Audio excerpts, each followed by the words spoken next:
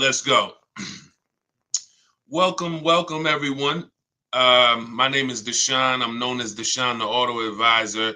This is Car Shopping Questions and Answers. We do these streams throughout the week to make sure that you have the information you need to save more money on cars than everyone else is saving. That is the big issue. A lot of people are overpaying for cars. They don't know it, but we know it. And so I spent 14 years in the car business. So now what our mission is to make sure that you have the information you need to not just save a lot of money, but also save a lot of time. You don't need to spend more than 20 to 30 minutes in a car dealership at any time to save thousands and thousands of dollars. We've proven this, and that's what we're going to be going over. So the first thing we want to do, welcome to all those on Facebook, welcome to those on Instagram, welcome on YouTube, and welcome on TikTok. I want to go over as we, you can start to get, as I break this down, ask your questions, and we'll certainly get to your questions as we go through it. No questions off limits. But I want you to know the 7-step process that we've been using for 3 years that I really learned I learned this from being in the car business. I worked for 5 years with Mercedes, 5 years with General Motors. And we developed a system where you can get below market deals, which will save you thousands and you can do it from home. There's only 3. In fact, the dealers want you to be inside the dealerships trying to make a deal. That is, as dealers, we have much more leverage to make a deal when you're there than we do if you're not there. So the first thing you want to unlearn today, right now,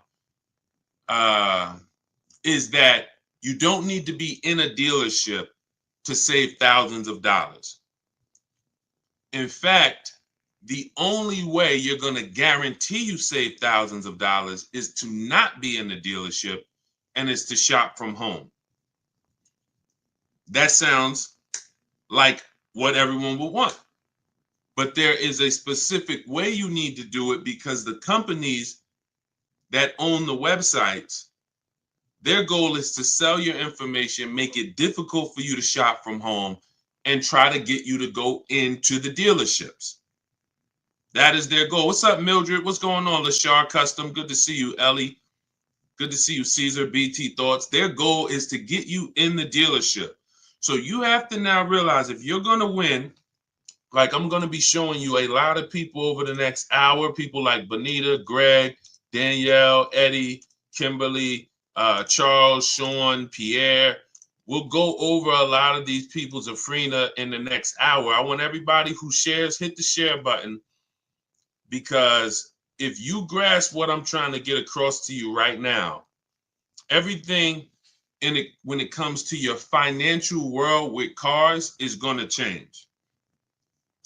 There's 3 prices everyone could pay for any car. You could pay below market value, you can pay market value, you can pay above market value. Now, below market value, thank you for lighting up the likes on TikTok. Every time y'all double tap the screen, y'all run those likes up, and we appreciate you. I can't do this without you. So thank you to all of those who share. Shout out to the sharers.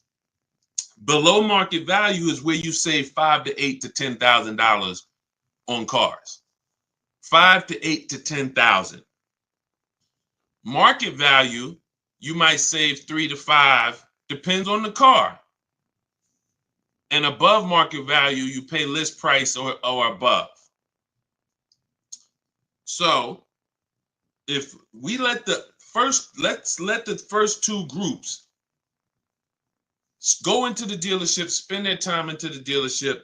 We have a 7 steps process that you can do this 90% from home. The first thing we need to do is we need to know in this 7 steps, are we going to buy or lease? That's the first thing we need to know. That's the first thing we need to know. Everyone who's heard you should never lease a car, type a 1 in the chat. Type a 1 in the chat. Let's take a poll. Let's see how much info we could get in 60 seconds. Who's heard you should never lease a car? Type a 1. Type a 1 in the chat.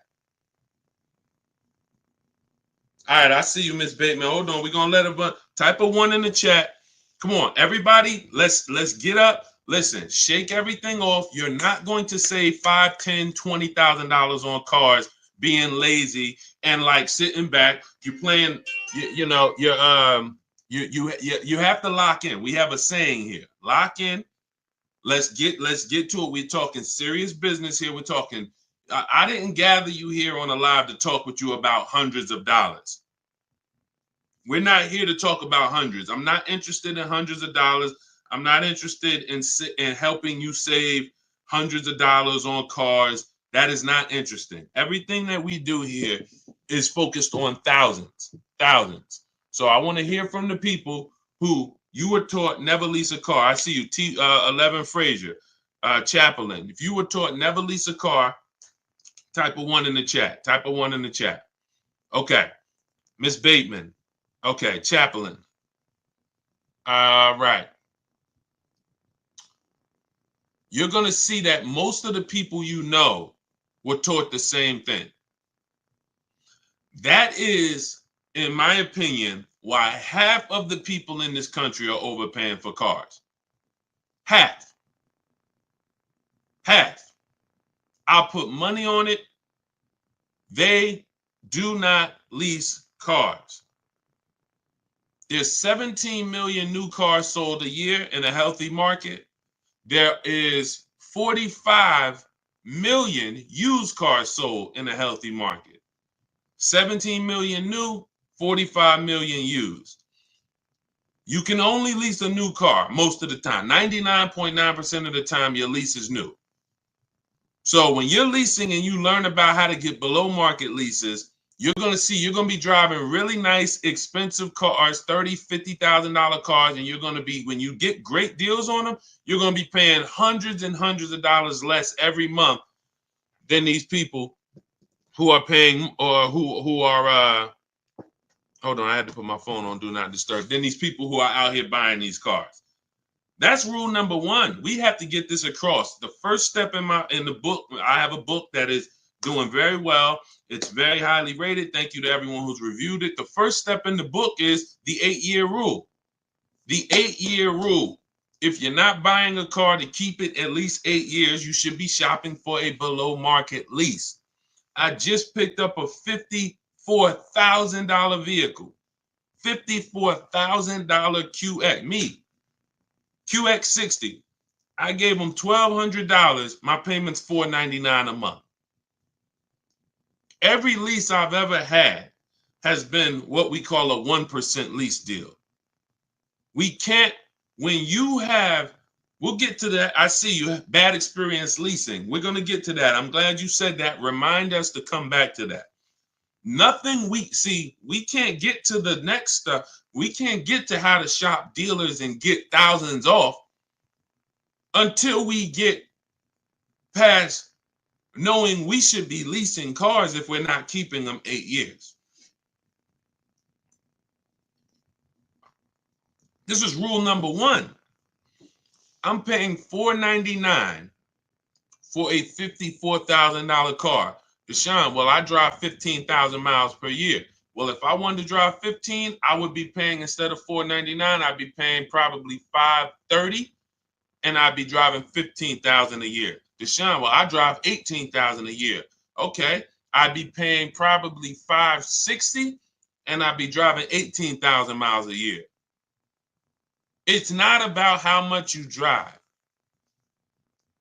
The people who taught you about leasing, they owe you money. They have cost you thousands and thousands of dollars that you can never get back, unfortunately. But I'm the bad news first person. I'm not the person who says, oh, you're doing so good, let me help you do better. No, I have to tell you, you are overspending by $200 to $500 per month because you don't understand leasing. $200 to $500, and you're driving older cars 3-year-old cars, 5-year-old cars, 7-year-old cars for the same prices, where if you just learn how to get great lease deals, you could be driving them with no money down.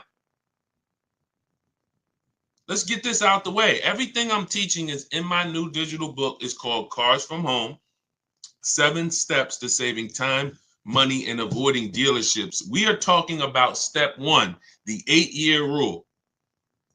If you are not buying your car to keep at least 8 years, you should be shopping for a below market lease deal, not a purchase.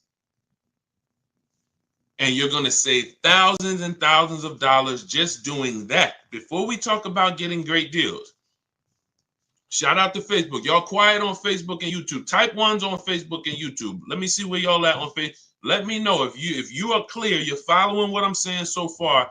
Type 1s in the chat. Leasing versus buying is the thing that has probably cost you the most money in your life on cars. More money than not being a good negotiator. Leasing versus buying has cost you more money than that. You're not keeping your cars 5 to 8 years. Instead of 17 million new cars a year sold in America, that number, 17 million, that number should be like 35 million. Because people are not keeping cars. They should not be tying up their money in cars. Let me give you an example. Stay by your keyboard, answer this question that I'm about to ask you. You go today, you drop $35,000 on a car, on a used car. Let's say it's a 3-year-old car, $35,000 on a 3-year-old used car. What is that $35,000 cash that you put in that car?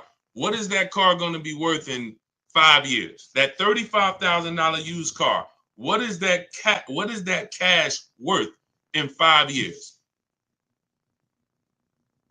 Throw some numbers out there.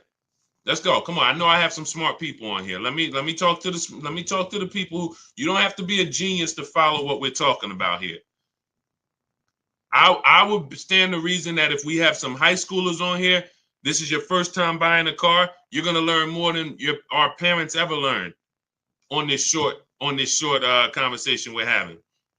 But I need you to tap in. All right, I see you. $5,000. I see you. $8,000. I see you. Enjoy life. $15,000. Okay, so check this out. So $35,000 that you trapped in a car. $35,000 that could have been in a piece of real estate. $35,000 that could have been in the stock market. It's trapped in a car. Not only when you go back in 5 years, can you not take the 35,000 out? It's not even 35,000 anymore. It's now worth 5 or 10 or 15.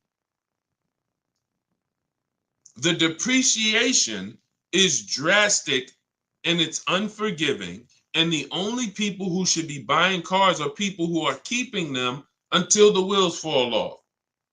10 years, 12 years, 15 years. Because that's how you get your money's worth out of them. You can't put 35 into a vehicle. It drops in value to 12. And then that's when you go and trade it and you do it again with another vehicle. This is how you are structuring your deals. And this is why, besides not saving the money, we haven't even gotten to that step yet. Getting the money off and the discounts. We have to understand structure first. I leased my first car. I was 22 years old. I was leasing a $20,000 or $21,000 Pontiac G6. I was paying $256 a month. It was the best thing in the world. How many of you, as your first car, instead of you paying $400 or $500 a month, or instead of having some $200 or $300 a month hoopty, or instead of buying some $1,500 a month cash vehicle, would have liked to have it where you could drive a new car for $256 a month plus your insurance? Maybe your parents help you out with the insurance. Maybe your parents pay the $200 a month, $200-300 a month, whatever it's good, the $200 a month insurance, and you pay the car payment. This could be better than you putting your child who's in college in a 10-year-old Honda that might still end up breaking down. It's not even a question. It's not even a question. Look at India. India got the Hyundai Elantra Limited for $365 a month. Look, the Hyundai Elantra Limited with the leather, 36 months, 12K, $365 a month, no money down. Look, this is what we do. She ain't going to a dealership to get that done. She gets it done from home, making dealers bid, but she's not getting $365 a month unless she has a phenomenal way to get below market leases. $365 a month, no money down. It's people, it's some of you are paying $500 a month for your car payment. If we be honest, if I ask, what is throw out some numbers. Matter of fact, I'm not even gonna do it. I'm not even gonna do it. I don't want to embarrass anyone. I know I know. I'm in the industry. I've been in the car business since 2016, since 2006. I know what the data says. I know what the data says. I know what the average car payment is. These things are happening because you were never taught deal structuring. You were taught by a bunch of people who never understood leasing that, hey, don't tie up that car, you're renting it. You want to buy that depreciating asset that's going to be worth half of what you're buying it for in 3 years. It's going to be worth 70, it's going to be worth 25% of what you're buying it for in 6 years. And then after that, it's going to be worth probably about 10%, 15% of what you bought it for, but then it just stays there. It'll never go below 10, 15%. It'll stay worth $5,000 forever. It could be 12 years old. It's going to still be worth, $3,000. That's the whole point. That's when you beat depreciation. That's when you buy your cars. That's your goal. You buy your cars. You don't lease your cars if that's your goal. But you should not, if you're not ready for maintenance and long-term care and investing in your vehicle and paying and keeping it a long time, then you're spending thousands of dollars buying these vehicles. You should not be buying them. Okay, so all of this is laid out in my new digital book. It's called Cars from Home. We're going to get to some questions. We know we got a lot of questions. I see you all. We're going to get, Dolan's going to start pulling your questions in about 2 minutes. So you can type your questions now. Hang on, Dolan, not quite yet. Everything we're talking about, that's step 1 in the Cars from Home 7-step process. So step 1 is the 8-year rule. And if you're not buying your car to keep it 8 years, you should be shopping for a below market lease. If you're keeping it at least 8 years or more, you should shop for a purchase. My new digital book spells out our entire system. It's the ultimate blueprint to do it yourself. Car buying, leasing, new cars, used cars from home. Hence why the name is called Cars from Home. So you can get a copy of it. It's normally $97. You can get a copy as part of my welcome offer to you. You can get it for 75% off, but it's only for 30 minutes. So you can get to my TikTok bio. As long as the timer hasn't hit 0, click the button in my TikTok bio. There's a link there in my Instagram bio, the YouTube comments, or the Facebook comments. And as long as you get there before the 30 minutes, you get a copy of Cars from Home. 7 steps to saving time, money, and avoiding dealerships for $24 instead of the $97. Now, as soon as you pay, make sure you screenshot the thank you page. There's a it says screenshot this page because some of you type your email incorrectly, and then we can't email your book because you typed the email wrong. So you'll have my support team's email. They're there Monday through Friday. Reach out to them, get your book, but try to type your email in correctly. We deliver a lot of books. The system works. And you'll also, on that same page, have the link to open the book. So you might want to save it right there to your phone or to your computer. So you'll get it, 2 ways. Okay, so go grab your copy before the 30 minutes is up. You get it for $24 instead of the normal $97. Now, $97 is still worth every penny. This will be the most valuable book, one of the most valuable books financially you've ever owned. That is my guarantee. And you can read the reviews online. Okay, let's go, Dolan. Bring in the first couple questions. You guys can start typing. Start typing your questions if you have them, and we'll start getting to as many as we can. When the lease was up, took the car in. They said I wasn't qualified to purchase the vehicle, yet they sold me another used car. Later was sued for damages for a car I never had. There's a couple things here that look pretty bad. Let's start from the beginning. When the lease was up, took the car in, they said I wasn't qualified to purchase the vehicle. So if you had some credit challenges, you may have not been qualified to buy that vehicle with a traditional bank. But they maybe they tried to put you in a car that you didn't want, that they could get you approved on. And so what happens is, you didn't want the car, but that's the only car they can get you the loan on. And so that ends up being a bad experience for everyone, because you're now taking a car, you didn't see the market, you didn't see your options, and now you have a bad loan. You don't have a chance to shop the market. Part of why you're overspending, and this is the case for many people, you're not shopping the market. You're not seeing 5 to 7 offers for your loans. You're not seeing 5 to 7 offers before you buy a car. You're not seeing 5 to 7 offers before you trade your car. That's most of the problem. You're not shopping the market. This is all things that can be done from home. That's what we teach, but it's simple to do. You just have to unlearn that old process of what you were taught. So yeah, it just seems like from the get-go, you should have been following a plan of someone that doesn't have perfect credit, and then you would have followed whatever options you had, whatever your best options would have been at that time. That would have been the plan for you.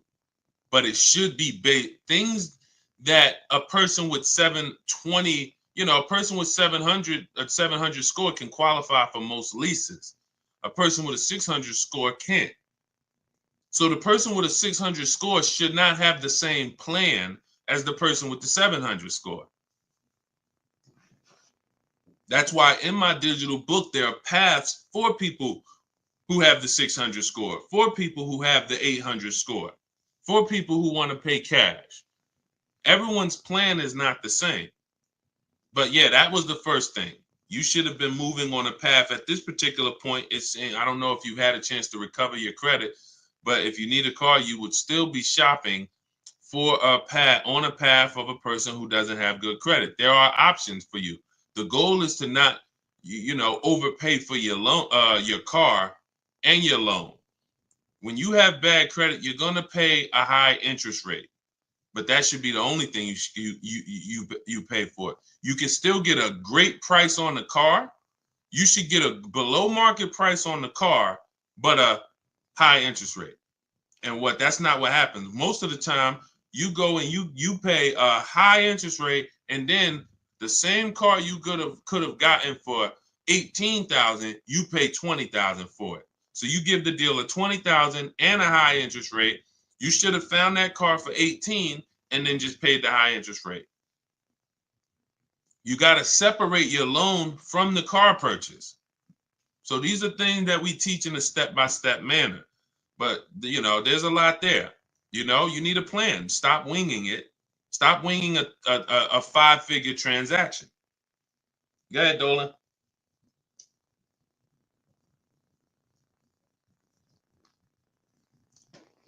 If I lease a 2020 Toyota RAV4, what should my payment and residual be? We don't focus on residual.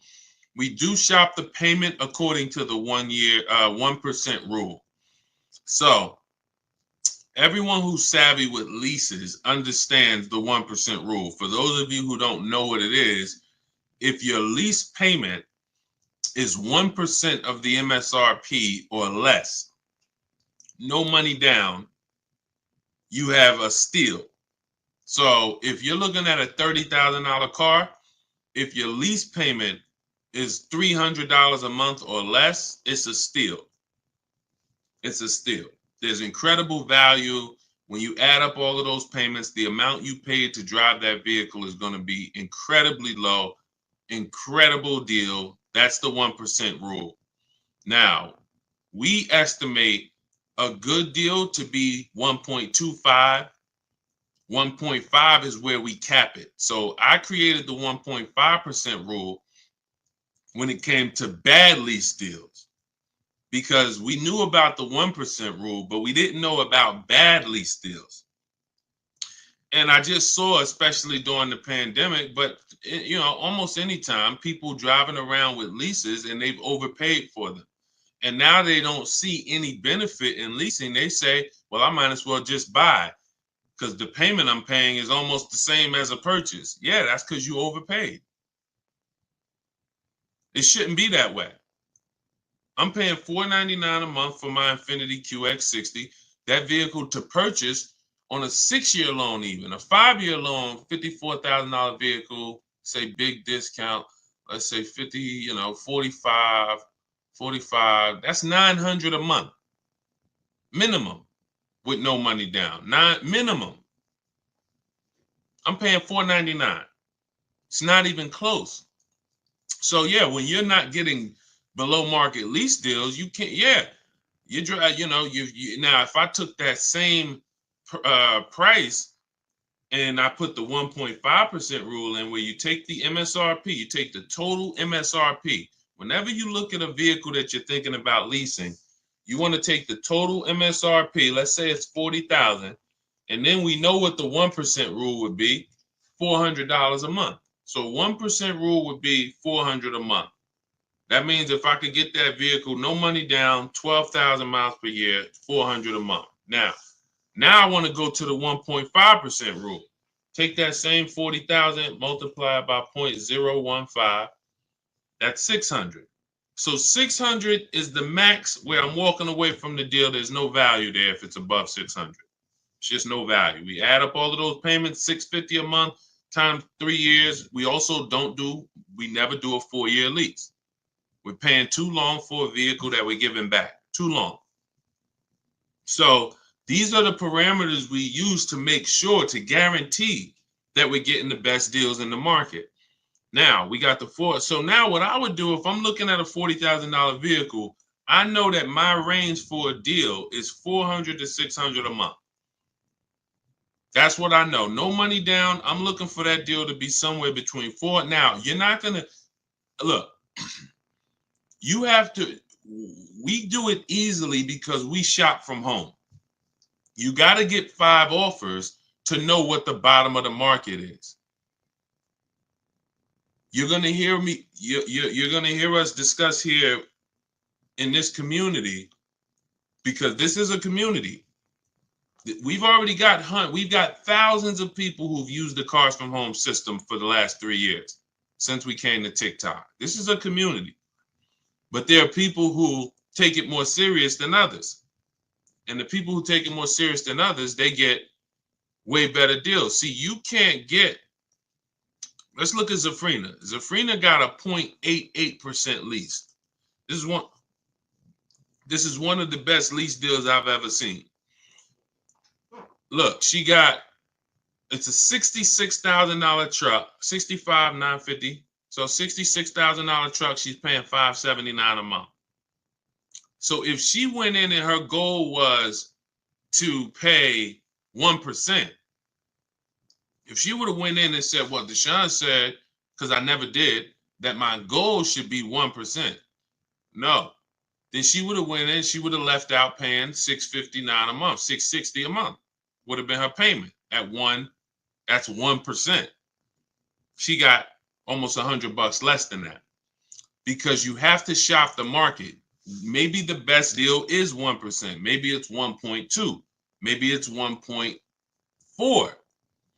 But the only way for you to know the best deal in the market is you have to see other higher offers. When you're sitting here, and this is the peace of mind you're going to have using the Cars from Home system. When you're sitting here and you're looking at 5 offers or 7 offers, you are going to love how easy it is to pick the best offer. It's beautiful. All you're doing is looking at those 5 to 7 offers. When we're looking at used cars, we're looking at used cars and, narrowing it down to our top 5. And we're looking at the price range from the low side of the market to the high side of the market. And we pick the best one. When we're looking at new cars, we're getting 5 to 7 offers from home using a computer, talking to these dealers through their website. Never got to talk to them, just sending them what we want and communicating with them by email. You need a separate email to do this because you don't want dealers mixing with your personal email, and you're getting 5 offers, maybe 7. And next thing you know, you're like Sean and you're like Zafrina and you got a 0.88% lease. Or Sean got 20,000. Kimberly got $20,000 off of her Maserati that she was bought. Look, this was one of her offers. You can't see this on TikTok, but if you're on Instagram, on Facebook, or on YouTube, you can see this. This was one of Kimberly's offers. People out here struggling in dealerships. Please help us, please. Struggling. Look at what she's doing from home. $86,000 Maserati. Total savings, $20,700. Saving more money from home than somebody could ever negotiate. This is how you get the best deals. It happens from home.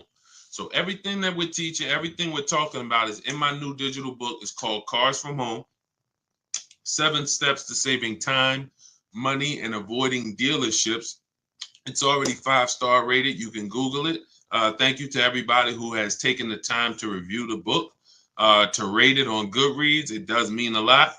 And the book's normally $97. It's a digital book, so you can have it in your inbox immediately. But as part of my welcome offer, you can get your copy for 75% off, which is $24. But it's only for 30 minutes. So if you get to my TikTok bio, my Instagram bio, the YouTube comments, we have or the Facebook comments, you can get your copy for $24. Now, also what you'll see there is for those of you who prefer a done with you type learning, you would rather work together with me. There's an option in there for you guys to look into that. Depends on, now, everyone's not going to qualify for that. In my book, that's the blueprint for everybody. Bad credit, high mileage drivers. Ask questions because we haven't, Dolan, I know you got more questions, so we'll get to them. But hold on, keep that there. But I want you to know the blueprint for bad credit is different, than the blueprint for high mileage drivers. If you drive 18, 20,000 miles per year or more, there's specific things you cannot do. You're losing way more money. Way more money. Thank you, Sailor Moon fan. Great cartoon, by the way. Great name. You're losing way more money than the average person is losing. All of the losses I just talked about, you high mileage drivers, you are losing thousands more than the normal people because you're depreciating the car way faster than everyone else is. So there's specific strategies on how you want to approach your car purchase in there. Negative equity. Some of you bought cars in the last 3-4 years that you need to replace or you're trying to replace, and you have, $3,000, $5,000, $10,000 in negative equity. That's a specific strategy. Some people don't have to deal with that baggage. So this is why the book, the blueprint, is everything you need to get below market deals. But for those of you who would like to shop with me and look at coaching, you see me share a lot of the people who work with me in our Facebook group. We have over 1,500 people in our Facebook group in the last 3 years. You can get that information by clicking the same link in my TikTok bio, Instagram bio, the YouTube comments, or the Facebook comments. But you're going to click the link that says shop with me, Deshone. So other than that, let's bring in, but that wraps up your question. We don't focus on residuals. We focus on shopping by the percentage when we're shopping for a lease. Specifically, we are focused on shopping by the percentage. When we review our offers, we're reviewing them by the percentage in comparison to the 1% rule. Okay, great question. Go ahead, Dolan. Shout out to the sharers. Shout out to everybody who's hitting the like button. We appreciate you. Let me take some time and shout out the sharers on TikTok is the only platform that shows me the sharers. Thank you, Denisha Gills. Appreciate you sharing. Elizabeth Lewis, thank you for sharing. Appreciate you, Baby Skate. Thanks for sharing. Silas Richardo, thanks for sharing. CJ, thank you for sharing. Cookie Monster, thank you. Thank you for sharing. Appreciate you. Thank you, thank you, thank you so much. Okay, thanks for sharing the broadcast. If anybody else shared, I appreciate it. But TikTok, that's the only they're the only ones that show me the names of the people who shared. Okay, what Wilfredo, still reading the book, by the way. Awesome. We'll pull, if he had a question, let's pull that in as well. All right, Jaleesa speaks. Is there any car brand that you would deem to be most liable and or the best long-term investment for transportation?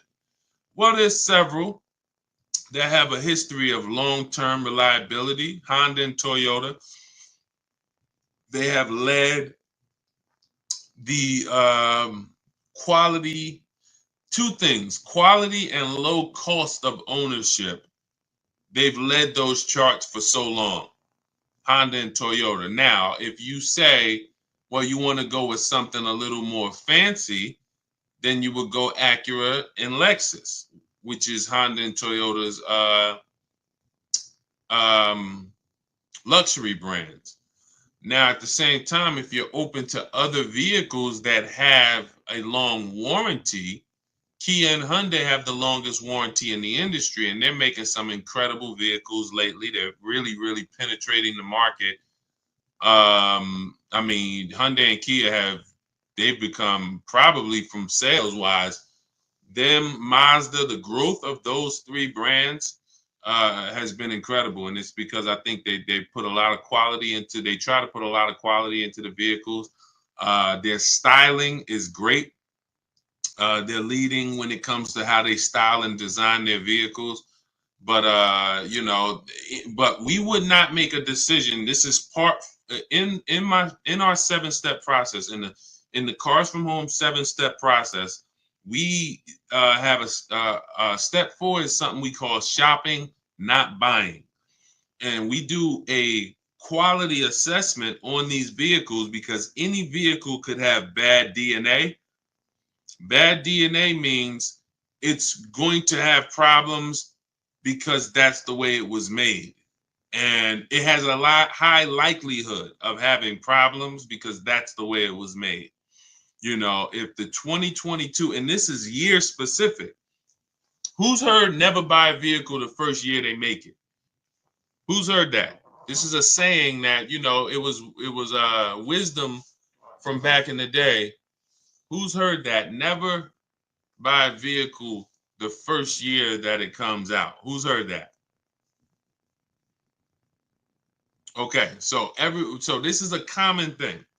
So now when you consider, well, you don't even want to buy a vehicle the first year the transmission is, you know, if a vehicle has a new transmission, if a vehicle has a new engine, if a vehicle has a new suspension or steering system, all of these are things that could be problematic.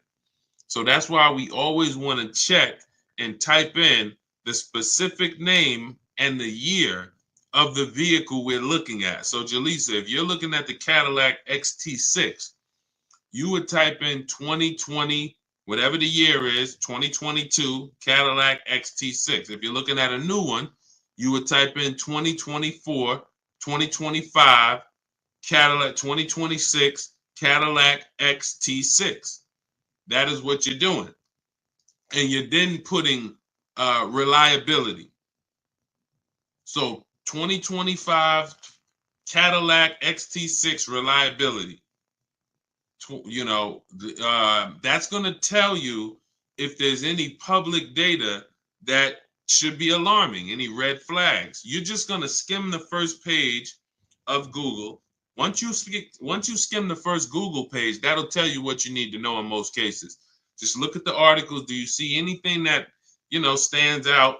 You know, electric problems, you know, lower than average reliability scores. You want to do this for reliability and initial quality. 2024, 2025, 2026 Cadillac XT6 initial quality.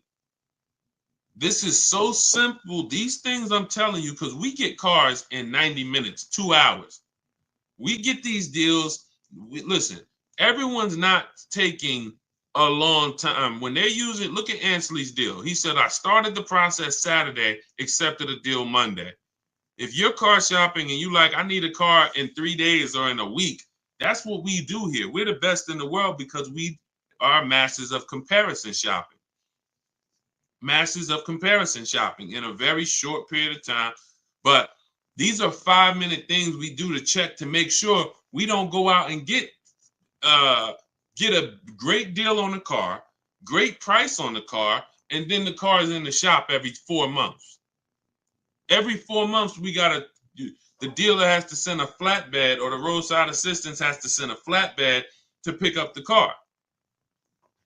So when we look at, long-term Honda, Toyota, but if you're open to other brands, there's several brands that have, really tried to enter the long-term race of making great vehicles, putting a 10-year warranty on their vehicles, which is unheard of. That's Hyundai and Toyota. Hyundai and Kia. And then, but each vehicle you would check in specifically, independent of everything else, you're checking each vehicle to see what the write-ups are on that vehicle, not just the brand. All right, go ahead, Dolan.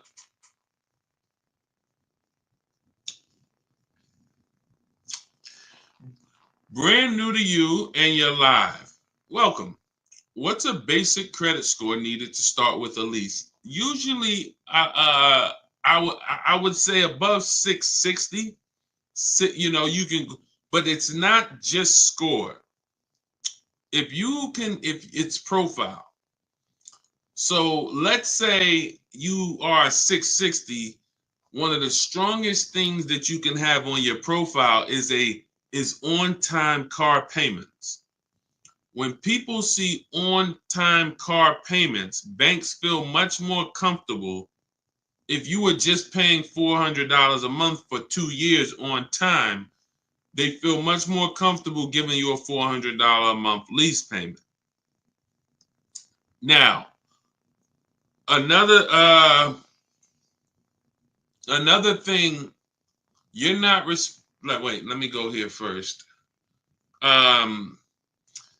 So if you have a strong profile, which is one of the heftiest things is a on-time car payments for the last 2 years, or high income, predictable income, high salary, high income. So you got a 640 score, but you make 120,000. That's part of your profile. But I like to see people get out of that manipulation zone. That manipulation zone is anywhere from 660 to probably about 650 to 680. Once you see that manipulation, they might tell you didn't get approved tier 1. That's why you got to have backup offers. So if somebody tells you didn't get approved tier 1, they might say, oh, the payment goes up $100, but it's not supposed to go up $100. Maybe it's not even supposed to go up. They're just taking a shot at you because they know you don't know better, but you got a second offer. Hey, well, look, I got to check with the second offer. Can you call and see? And we do all of this from home. I even have a script in my book for what to say when they tell you you're not approved tier 1. Now, I don't have many scripts. Most of the scripts we use, if not all of them, are for talking to managers. We're not speaking to car salespeople. So we are using scripts. The only time we're speaking with car salespeople is if we're setting up a test drive. And once we set up that test drive, that's it. Obviously, when we come in to pick up the car, a car salesman is going to help us. But all of our everything is done from home. Nothing is done with salespeople. And really, there's no talking. So if you're somebody who you don't like talking, you don't want to try to remember what to say, then the Cars from Home system, you're just like the people who've come before you.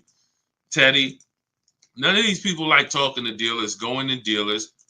Look, Jen, Rosalie, You know, I think we get a balance of men and women. Tasha, Pierre, Ansley, you know, and you see that you could see their deals. You know, some of you could see their deals. So the point is, you know, all of this is in the blueprint that I wrote. It's called Cars from Home. It's my new digital book, Cars from Home: 7 Steps to Saving Time, Money, and Avoiding Dealerships. We spent a lot of the first 20 minutes talking about the first step in our process, which is leasing versus buying. If you missed that, you could go watch the replay on some of these other platforms. You cannot get great deals if you don't understand. Stop buying cars if you're not keeping them 8 years. You are losing thousands and thousands of dollars. There's no way. We went on it. You know, we'll go deep on it on another stream, but you can watch the replay. There's no way for you to get a great deal. That's probably why some people are asking about, wanting to make sure that they have the credit to lease, because that's what we spent the first 20 minutes really hammering, is that, in my opinion, I think 30% of the population is buying when they should be leasing, just because they don't understand it. They don't understand how to structure their lease, pick the correct mileage, and they don't understand how to shop for leases to make sure they don't get they're not overpaying for a lease. So, but yeah, everything is laid out in my book, step by step. You're going to know exactly how to get below market lease deals, below market new cars, below market pre-owned cars. These are different strategies. Bad credits in there. You don't have to worry. You have an exact path for if you have bad credit, high mileage, negative equity. And normally the book's $97, but as part of my welcome offer, you can get yours for the next 30 minutes for $24, 75% off. That's my welcome offer for 30 minutes. So go grab yours. In my TikTok bio, there's a link. My Instagram bio, there's a link. The YouTube comments or the Facebook comments, get there before 30 minutes. You got your copy for $24. You can see by the reviews, if you Google the book and read the reviews, the book is worth every bit of $97. But, if you get there before 30 minutes is up, $24 is better. Make sure as soon as you pay, you screenshot the thank you page. Sometimes you type your email wrong. We're going to email you a copy, but we have a great email system, but sometimes the email is wrong. Make sure you check your spam for the book.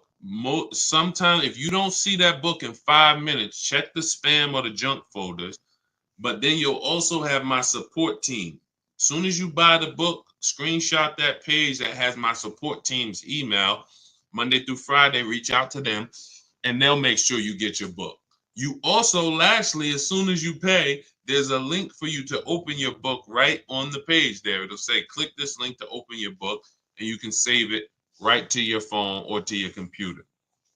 Okay, for those of you who want to look at shopping and seeing if you qualify to shop together with me, we have a program where you can just go to those same links and you can hit Shop with Deshone, see if you qualify, and watch that short video, and then we'll let you know if we can work together in a different learning format. We always like to say, we're going to make sure the information is available for you, but everyone learns differently. Some people, you're a do-it-yourself person. Some people, you're a do-it-done-with-you person. You like to do things with community. That's why we have over 2,000 people with you that have come before you. We have over 1,500 people in our private Facebook group. We have dozens of people on our private Zoom calls. That might be better learning style for you to learn the Cars from Home system. It doesn't matter. You might be able to just sit and watch the lives and just watch our live stream, put it together, piece it together, and you're getting below market deals that way. It doesn't matter. We just want to make sure that you have what you need to get below market deals. All right. Go ahead, Dolan. Let's go. If asked, would you go with someone to purchase a vehicle? So we actually we're testing a new program. It's not even a test. We've tested it already twice in the last 3 years. We have to make sure. We had to make sure before we launched this done for you solution that we had the team and the staff. So that program is not a program that we can let everyone into, and it's not a program. It's sometimes we're going to have to close it because we can only take a few people at a time. But if you go to those links, you'll also see a button that says shop for me. You can also visit the same links in my YouTube comments, Facebook comments, the TikTok bio, or the Instagram bio. You'll see a button that says shop for me, and that you can book a call. You book a call with the team and see if you qualify for the shop for you. So as I said, there's no excuse. There's no excuse for anyone to be overpaying for cars at this particular point. You have tons of free information that I'm going to put out. You can get your questions answered on this stream. You can write all of this stuff down. You can watch 30 live streams, piece it together, and you will get the same deals that you're seeing a lot of people get that I share, and the same deals I'm going to get. Or you could get the blueprint, get your copy of Cars from Home, 7 Steps to Saving Time, Money, and Avoiding Dealerships, and you have the written blueprint step by step for all types of car deals, leases, purchases, new cars, everything. Or we could do it for you, or we could do it with you. There's no excuse for you to be out here having anxiety concerning car buying anymore and overpaying and having buyer's remorse. Okay, go ahead, Dolan. Do you have to have a long credit line to lease a car? No, again, like I said, you want to try to be between you want a minimum, you want to try to be between 650 and 680. That's going to help you qualify for most mainstream lease programs. But the stronger your profile, if you have a car payment that you've paid on time for 2 years, or you have a home mortgage, that's going to in the 650 to 680 range. That's going to really help you to stay out of the manipulation zone. Anything above 680 though, you're usually getting tier 1 no problem on most leases. So yeah, great question. Go ahead, Dolan. Thank you for running the lights up. Every time y'all tap the screen on TikTok, you'll see those lights continue to go up. And TikTok tells more people about the show, brings more people to the stream. We help more people save money. And we help people unlearn what the car business has been programming us to do for all of these years. So thank you. Continue to double tap the screen every time you hear something that you like. And, hitting the like button does matter. Appreciate you. And shout out to the sharers. Welcome to the new followers. I see you. Welcome, R. Timmel. I see you. Welcome to the community. Toy for real. Thank you. Welcome to the community. Luna, Oz, welcome to the community. I see you. Cam, welcome to the new followers. Shout out to the people who just followed the movement. All we care about here is making sure that you pay less than everyone else for cars. Hi from Mississippi. Good to see you. Shout out to hi from New Jersey. Great to see you. Hello, Mississippi. All right. Is the last week of the year a good time to get a good deal on a car? It's a good no. And let me tell you this. Yes and no, but I'm going to say most. Here's the thing. Car dealerships, we have made a fortune with marketing. It's one of the best marketed businesses in the world is a car dealership. It's regional marketing, it's nationwide marketing, on the radio, billboards, television, social media. It's so good. And it makes people think, come in at the end of the month, come in during the holidays, you're going to somehow get a better deal. The problem with that logic is this. The deals that you see, look, when I share deals like India's deal, $365 a month on her limited. When I share Milligan got a $27,000 discount on her vehicle. $27,000 discount. These are not deals. These are deals. Now, listen close to what I'm about to say. This is very important. These are deals that the dealers only accepted because at that particular moment, they were a little desperate. At that particular, look at Milligan's deal. I'm zooming in on it. $79,000 vehicle, Her adjusted price is $51,359. If you can see it up on YouTube, Facebook, or Instagram, you can see it. 27. This was a deal where at that particular time, the dealer was a little desperate. It's the same thing with everybody else. Same thing with Ansley's second car that he got his BMW. Jen, everybody that I see, we're positioned. So what is the you could take that down, Dolan, that question. I'm still taking care of this one. So when it comes to the end of the month and the end of the year, you're not getting there's no desperation. When there's 200 people, let me put it like this. Dealers know exactly how many appointments we have before the weekend ends. We go into Friday. How many appointments do we have for, if it's a holiday Monday, like a President's Day or a Labor Day or Memorial Day? We know 400 appointments. Why? Where's the desperation there? We only have a certain amount of cars. So where there's no desperation when we only have a certain amount of cars, and that's what we're doing. We have this many people. There's no desperation. That's why you're not getting a better deal when you have somebody right behind you who could pay more money for that car if you don't accept the price. Hey, listen, Mr. Jones, sorry if you don't want the car at this price, but look, you see we got a showroom full of people. It's a big sale. We got people walking out. There's nobody to help them. Listen, if you don't want the car, no problem. You can think about it. They're rushing. There's no desperation. The car business has done a great job of doing that on Saturdays, holidays, end of the year. They're going to pack the showrooms.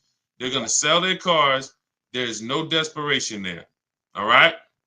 So no, this is all about what you want to do is position yourself. Let us show you how to position yourself in the market, get the questions answered that you need answered. Make sure that whether you're buying a new car, used car, or a lease, you are positioned and you know the market.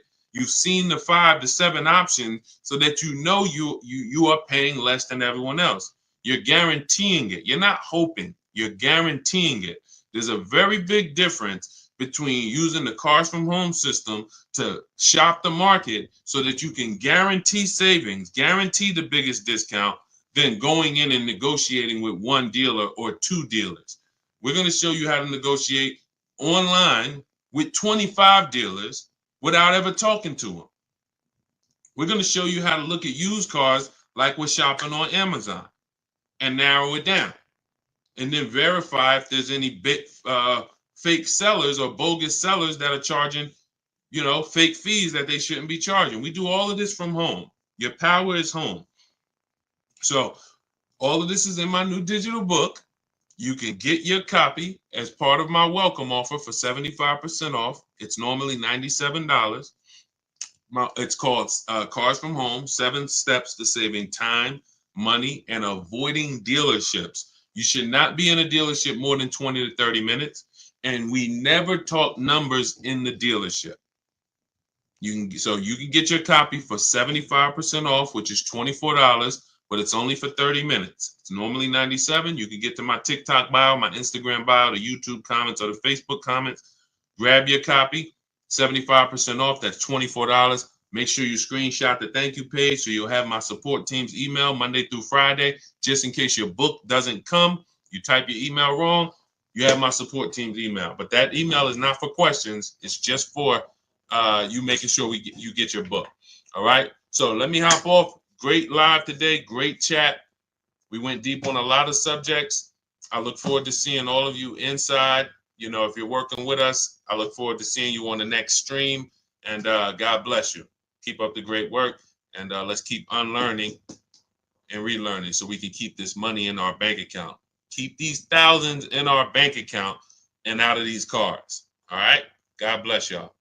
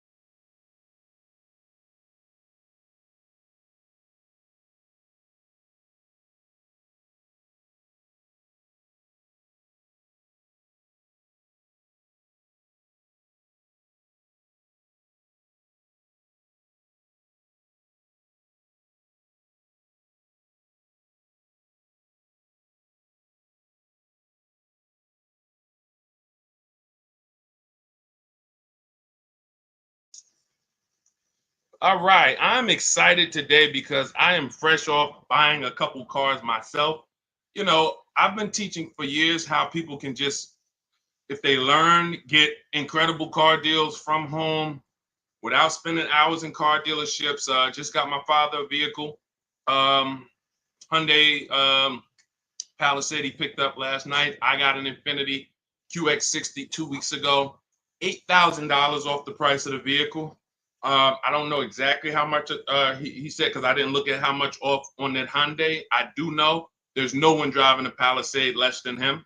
He got a $48,000 Palisade, $499 a month, $49,000. These require huge discounts. What's up, Michelle Morris? What's up, Stevie P? This stuff is the stuff that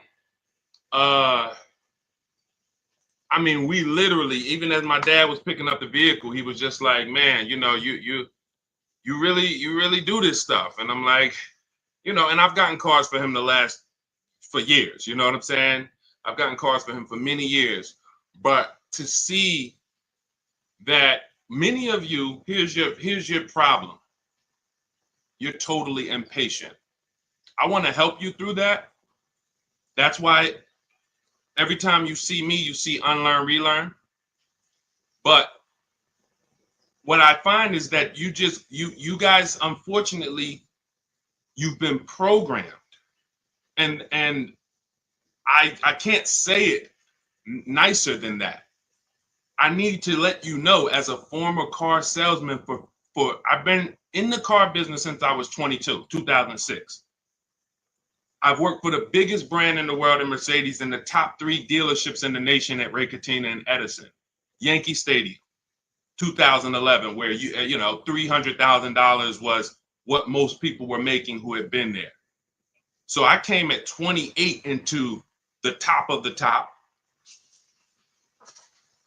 I'm telling you as an insider that you can do this. You can do everything that I teach. You can do everything the people that have learned from us teach. You see, I'm going to be sharing dozens and dozens of people beside myself, but because I just got a couple cars, obviously I'm going to come on and talk about the money we just saved right here. Both deals that I just made were made right here. Where you see me at, where I do these streams from, if I showed you my emails, you would see, wow, Deshone, all the work was done right here. That's how I want you moving. That's why our entire system is called Cars from Home. It's a mindset. It's not just a process, it's a mindset. I saw people in those dealerships as I was picking up these cars and they were miserable in there, sweating and some of them outside smoking cigarettes, stressed. This is like, you're literally giving a company 5 figures, $10,000 to $100,000, and you're outside like this. So what we're going to talk about over the next hour is the Cars from Home system, how it's been. This is proven. What we got to get you to is to where you believe in yourself. See, I don't have a problem when people don't believe in me because there's so much about me out there. It's proven. Somebody can say, hey, go here. Do you realize Deshone, the auto advisor, is the only person that you can find, if you look, hundreds of people who use his stuff and actually save money from home. So it's not that I'm not trustworthy. It's not that when you see people who we share in our streams, Tope and Bonita and Greg and Danielle and all these people sharing their car deals, it's not that you don't believe that these are real car deals. It's not like you're saying, hey, did he make those up? It's not that. We got to get you to believe that you can do this. And that's what we want to talk about, is how simple this is. We obviously will answer questions, so you guys can start typing your questions. We'll get to as many as we possibly can. But I want you guys to know that this is something where you can leave your strategies at the door. Everything we'll be teaching today is out of my new digital book. It's called Cars from Home, 7 Steps to Saving Time, Money, and Avoiding Dealerships. It's the entire blueprint. So it's the step-by-step blueprint to get the results that I get, that the hundreds of people that you have seen get, and for you to have anxiety-free, buyer's remorse-free car deals that save you thousands and thousands of dollars. So if that's something that you are interested in, hit the like button so I know who I'm talking to. Hit the like button, keep tapping the screen. On TikTok, if that's something that you're interested in, let me know I'm talking to the right people. Let me know I'm talking to the right people. Raquel, what's up, Sally, Tawana, Gummy Bears? Let me know I'm talking to the right people. Okay, double tap the screen. All right, am I talking to the right people? Am I talking to people who care about their money, who like Deshone? Give me the strategies. Don't hold back. Let's do this. I care about my money. I see it. All right, y'all keep running those likes up. Okay. While we're on the stream, you guys can get your copy of Cars from Home, 75% off. It's normally $97. That blueprint that I'm going to be talking about, it's in my TikTok bio. It's in my Instagram bio.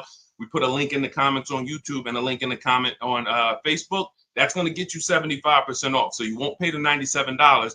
You get there before the 30 minutes is up because it's only for 30 minutes. You get it for $24. It'll be in your inbox by the time we finish the show. And you can also now screenshot that thank you page. And you'll see as soon as you pay, there's a link at the bottom of that page to open the book. So you can save it there, save it to your computer, but I also email you a copy. Okay, Dolan, let's get the first question in. Guys, you can keep typing your questions as we go through the show.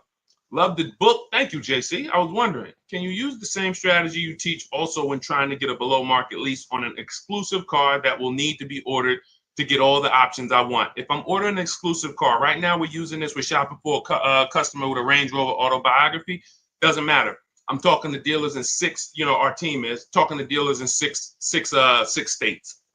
Exclusive, more reason to actually use competitive shopping because the numbers are larger. When you see the premiums that some of these dealers are charging for exclusive cars, 100,000, 50,000 over list price, the potential for you to save or overpay is greater. So absolutely, competitive shopping is something you should do with any vehicle from whether it's a Hyundai Elantra base model or whether it's a $400,000 Lamborghini. Competitive shopping, because each dealer is individually owned and operated and they set their own prices. So the key to saving the money fast from home is making them compete. Okay, definitely. Never want to put ourselves in a position where we're looking at one dealer who has convinced us they have the only car. If I'm ordering a car too, JC, good thing about ordering is everyone can bid.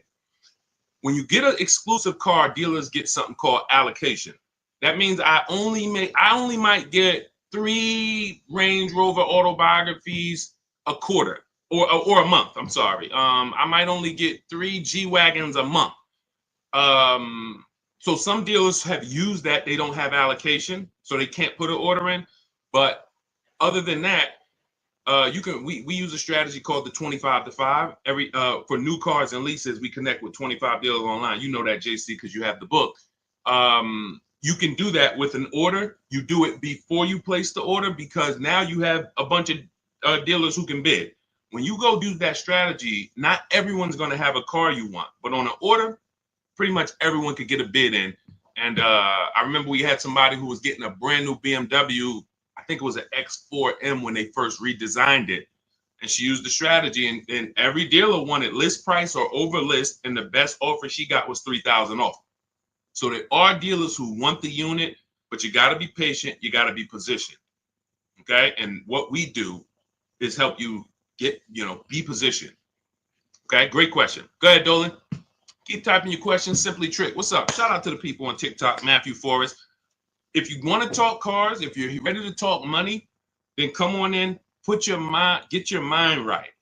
We're talking money here. We are talking big money. I'm not here to talk to you guys about hundreds of dollars. I don't care about hundreds of dollars. God bless you. I know there's some people who will sit on the stream to figure out how they're going to save a couple $100. Times are tough for some people. Respect. That's not what we're here to talk about. Every mistake you're making with your car deals, it's costing you thousands of dollars each time. You think when you buy that car and then, it broke down, or you buy that car and you find out you overpaid for it, that's not a $1,000 mistake. That's a $5,000 to $10,000 mistake we're making because we unfortunately have been taught to wing the second most expensive process we'll ever be involved in. Most of us, most expensive process is our home purchase. But all of us, even some of us, you haven't bought a home, you can see cars have been your most expensive purchase in life. And unfortunately, the industry has taught you to wing it. Just, play it by ear and feel. No, we don't do that. That's how you end up making the dealers 5-10 grand, huge commissions. And unfortunately, it's at your detriment. So if you're serious about that not being you, then tap in, tune in, lock in. Would you put a large down payment down on a used car? I would. When we consider down payments, this is a great question. You want to consider what are the rates, and can we actually pay the car off sooner versus use the bank's money if the rates are high. If the rates are high, 5, 6, 7, 8%, 10%, for some of you, this is not a time to borrow the most. The time to borrow the most is when the rates are cheap. If they're giving you 0%, I used to have people, and now listen, this is conflicting information. You'll hear people like, I'm not gonna mention names. God bless them, they have the best intentions. Unfortunately, they're not taking into account real financial advice. You hear people say always pay cash for cars. When I was I'm fortunate that when I worked at the dealerships I worked at, I always worked in blue collar, white collar towns. And I worked with people who, worked on Wall Street. So a lot of customers from Wall Street, $300,000-$400,000 a year or more. But I also had clients who, customers who had $30,000 a year jobs. So we've seen everything in between. When people would sit down and they would say, hey, I would say, how are you going to pay for the car? They say, well, what are the rates? And if the rates were 0% or 0.9% or 1.9, then most times they were using the bank's money because it made financial sense. Why? Because if I put my money in the car, this $30,000 I'm going to put in this car is going to net me a negative return. See, because if you put $30,000 in a car today, next week, 5 years later, that car is worth $10,000. That means that's where your money is. When you look and say, well, what could I put $30,000 in to where 5 years later, instead of 30, I would have had interest, and I would have still had my principal, and I still could have gotten the car through leverage. Leverage is I'm going to use the bank's money as long as the rates are cheap. Now, in the case of a market where rates are high, we're not getting 1%, 2%, 3%, 0%. Then yeah, these are the times where you want to try to take as small a loan as possible. It makes more sense to apply a larger down payment and pay off the car quicker. So it's really all about, what are we doing with our money? Is your money invested? Are you getting 10%, 8%? Maybe some of you are in some other ventures where you're getting, more. If that's the case, it's not going to make any financial sense for you to put more money in the car, because you can put that money in other places that's going to net you a bigger return. So again, one thing about me is I don't teach one size fits all car buying advice. I asked you a couple questions. What are you doing with your money, and what are the rates? You might say, Deshone, they're offering 0% on this car I want. If 0%, then I would use the bank's money. I keep my money just on the strength of having my money. And then if you wanted to, if you have your money invested, why pull it out of something that's getting you a positive return to put it into something that's not even going to give you a break even? It's going to give you a negative return, and it ties up your cash. So these are the conversations I've learned just over 14 years in dealerships, talking with very, very intelligent, financially intelligent, rich, ultra rich people. So if you want to move, you want to be rich, move like the rich. All of this is laid out in my book. I have a section specifically of comparing, about cash buyers, because many people who have been taught to pay cash, you don't realize that you could be missing opportunities, especially in the investment market where you're getting, some people's portfolios up 12, 13, 15%. They would never have that money in a car. Does that make sense? Everybody clear, type $signs. Listen, I need to know we're having a real financial conversation here. So I put on TikTok, everybody should be over 18. Listen, 16, 17, I wish they could be on here, but I don't want 14-year-olds on here. I would, obviously, the point is I'm trying to make sure I'm getting the crowd who can receive this information.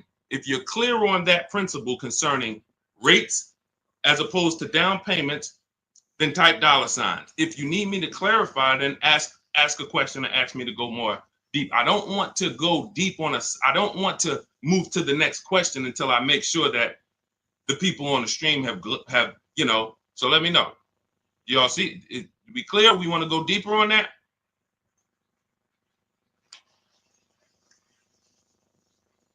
I see you, Ruth.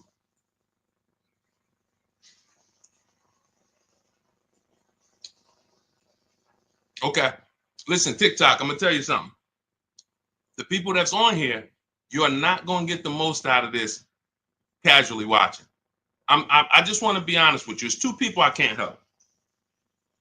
Two people I can't help because I think oftentimes, you know, we look and, you know, people who, you know, do these types of shows or people who we might see on streams, it just seems like they promise a solution for everyone. I can help all of you. No, I want to be clear. If you can't use the internet, if you're not comfortable on a computer, if you're not comfortable copying and pasting, this is not for you. Let's be clear there. Second person is you're just too distracted. We're talking about $5,000, $10,000. When you see people on this, you know, that I show you that have saved 5, 10 grand, 12 grand, 20 grand off their cars, you know, we share them.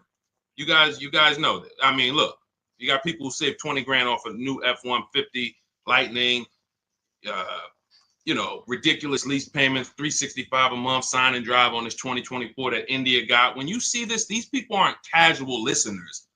These people said, Deshone, I was following you. I used to tap to the stream, and then I got the book, and then I started, you know what I'm saying? I don't want you to fool yourself. So either lock in, like get to your keyboard, because learning, it's proven.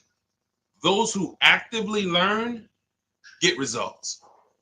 Those who listen, audio is you're only retaining a very small amount. So what I suggest is, before we move to the next question, those of you who are serious, get to your keyboards. You don't have to do it on lives and stuff. You ain't got to do none of that because that's not active. That's entertainment. God bless them. We all need entertainment.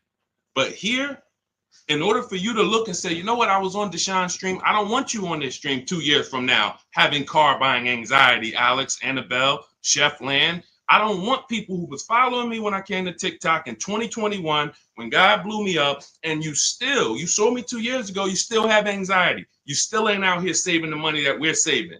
And we've been pushing this heavily for 3 years. Why? You haven't locked in. You're trying to be casual. So let's lock in. Next question, Dolan. I just wanted to let the people on the stream know, and shout out to the people who are locked in. Let's go. Do you need an extended warranty with a lease? Only when you are going to be outside of the warranty coverage based on how many miles you're going to be driving. So most vehicles have a bumper-to-bumper 3-year, 36,000-mile warranty.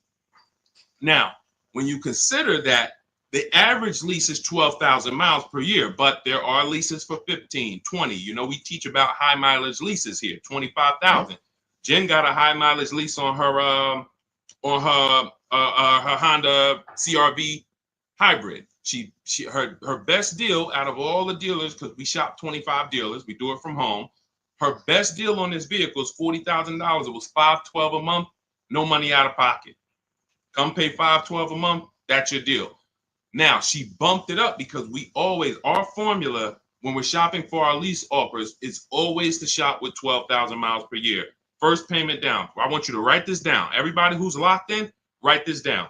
This is how, I mean, unless you have my book. If you have my book, you don't need to write this down because it's in there. But this is how we shop our lease offers. 12,000 miles per year. First month's payment only due at signing. We tell them assume tier 1 credit, and taxes and fees go in the payment. 3 years only. We're open to 39, but we are not open to anything longer than that. Why? We're paying too much money for a vehicle we're giving back, or we're paying too long for a vehicle we're giving back. All of you out there who have a 42-month lease or a 48-month lease, just take your contract, look at the payments, add them all up. You'll see you overpaid, unfortunately. Sorry to break the bad news to you, but someone has to, so that you can stop making these expensive mistakes. So that's the format of how we shop structure-wise. We see all our offers with first month's payment due at signing only. That's why when you see Ansley, for $58,000, $554 a month with first month's payment down. Because if you can get the vehicle to your desired monthly payment budget without any down payment, that's what we do on leases. If we can do a sign and drive and it's in our payment, we'd rather not put any money. It's in our payment budget. We'd rather not put any money down, because the more money you put down on a lease, that money is at risk. There's two ways you can lose your money on a lease. Write this down. If the vehicle is your down payment, if the vehicle's stolen, or if it's total. If it's stolen and they don't find it, or if it's total. So that's how so now, going back to your question about do we need an extended warranty, once you look at what the bumper-to-bumper warranty is on a vehicle, if it's some vehicles like a Mercedes or Infiniti, it's 4 years bumper-to-bumper, which means, and they'll give you 50,000 miles. So there's a higher bumper-to-bumper threshold there. You just need to know, based on my lease, is there going to be a period of time where I'm driving this vehicle with no bumper-to-bumper warranty? Now, you might have a powertrain warranty, which covers the engine, the transmission, things of that nature. But if the electronics begin to fail or malfunction, if your bumper-to-bumper warranty has expired, then yes, you would be exposed. So you can get an extended warranty in that particular case, but I would only do this on vehicles that are extremely expensive to maintain. I'm not really looking to add an extended warranty to a lease unless I'm dealing with like a high mileage lease on a Range Rover or something that I know when it breaks is very expensive. Other than that, we're not looking to add extended warranties on leases.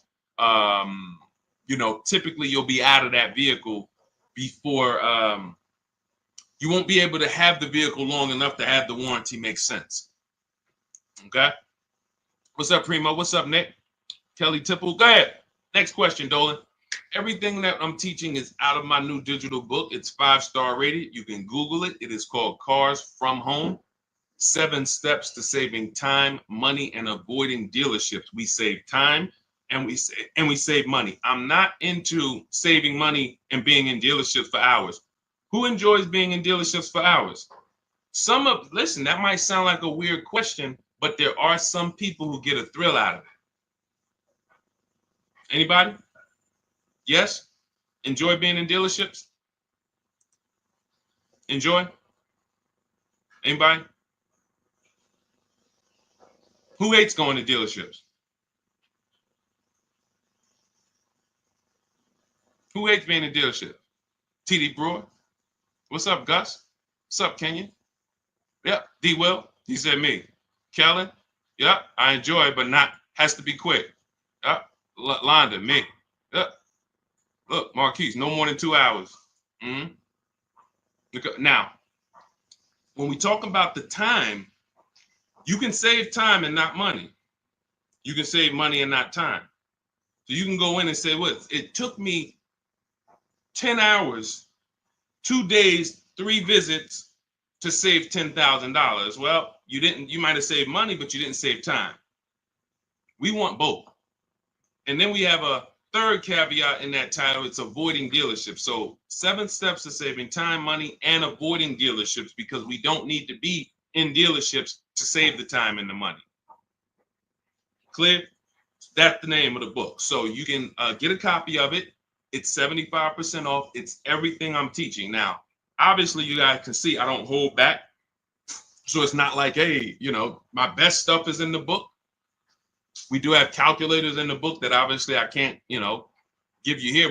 We've designed calculators, but you can get your copy for 75% off because that's my welcome offer. I want to make it a no-brainer for people to be able to get car deals, save thousands of dollars from home. So the welcome offer for 30 minutes is 75% off. It's normally $97, but it's a digital book as well. So it'll be in your inbox by the time we end this stream. You can get your copy in my TikTok bio, my Instagram bio, the YouTube comments, or the Facebook comments. And make sure as soon as you pay, you screenshot that thank you page, and then you download your book, because there's an actual link as soon as you pay. You can save it to your phone, to your computer. Okay? How can I pay off my car quick? This is a money situation. I mean, that's a question for Google. You can actually, some people say there's ways that you can make your payment twice a month or on certain day of the month, or I think the whole thing about the way most loans are structured, that whole tell them to apply it towards principal, I don't know if that's still accurate or not, but this is a money situation. So if your payment is $350 a month for 6 years, if you don't pay more than $360 a month for 6 years, then the car is going to take 6 years to pay off. If you have additional money and you want to throw it at the car to pay it off quicker, then have at it. I don't know if there's anything else that I could add to that. Go ahead, Dolan. Let's go. Marilyn Birdman, good to see you. Shout out to the TikTok crew checking in. All right. Do leasing numbers work when we're driving more miles, though? Sure. First person I ever saw had a high mileage lease when I was a manager at Hyundai for 6 weeks. He returned his Sonata. It had 72,000 miles on it. It was a 3-year lease. And when I saw it, I said to myself, I couldn't believe he had leased it. And he explained to me that that's all he did. He was in sales and he was always leasing because he was tired of the negative equity. Negative equity is when you owe more on your car than it's worth. And some of you, every single transaction you do, you have negative equity. You don't realize that the cause is you don't lease. Unfortunately, you're losing money, thousands of dollars, because your cars are depreciating, and then you go and trade them and you take the loss. That's not supposed to happen. See, the things that are normal that you think are normal, I'm here to tell you they're not normal. And there's people, thousands of people that, thank God, they are learned, because they've been hitting you guys with bad information about leasing since the beginning of time. Now, don't get me wrong, leases at some point, at one point, there were bad leases, and they were bad lease structures. You had balloon payments that people didn't know. There were different types of leases, open-ended leases, closed-end leases. Now the leases are set up where it is the best thing in the world if you're not keeping cars 8 years. And if anyone's not keeping cars 8 years and you're not leasing, you are losing thousands of dollars. Facts. I can prove it. I bet if anybody took me on their show and just gave me a whiteboard or a chalkboard and said, hey, can you prove in 10 minutes or less that anyone who's not leasing, but they're not keeping their cars 8 years, they're losing thousands of dollars? I said, man, I don't even need 10 minutes. Give me 6.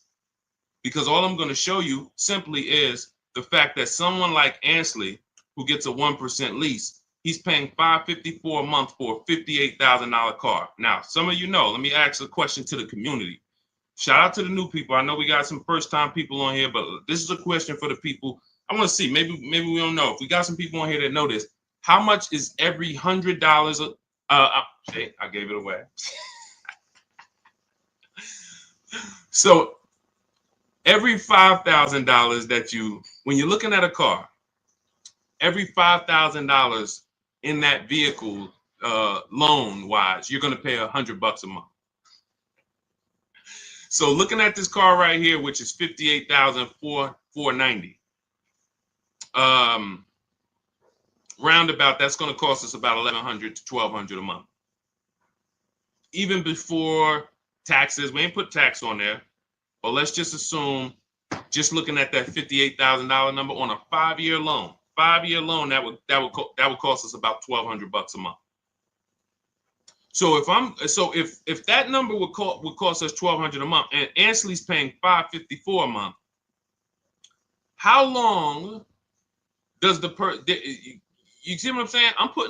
I'm literally putting the let me put this image down. As soon as I put those two up, I'm just gonna put the actual chalk down and walk away from the board and let people look at that and let them soak that in. 2 people, both got Infinity trucks. One leases it for $554, no money down. Another person gets the identical truck and leaves the dealership paying $1,100-$1,200 a month. Sit that right there for you guys. And I will let them look at that and say, wow, okay, come up with their questions, because their programming is going to make them say, well, but he's leasing it. And okay, so now let's address the follow-up things. If this person is leasing and paying half of what this person is paying every month, then what stage does the person who bought start to win? And in which case we'd add up those payments, we'd see, and it comes out to 8 years. Because once you put those payments up, it's going to take you so long to catch up with me if I'm paying $554 and you're paying $1,100. That's it. The first thing that should get you with leasing is, wait, I could drive this car for this payment? That's the first thing. There's more to this than that. There's more to this than that. But the first thing that should attract a person, make their ears peak up, is I'm driving that same car and you're spending $300, $400, $500 a month less than me. Welcome, Marilyn Birdman. I see you. Welcome. I see the new follow. Thank you. That should be the first question that comes in your mind is, wait, something's off. So now let me get my questions answered, because if you're driving a vehicle for $300, $400, $500, $600 a month less than me, and I got the same vehicle, now I have questions. Can I drive as much as I need to over the next couple years? Sure you can. Okay.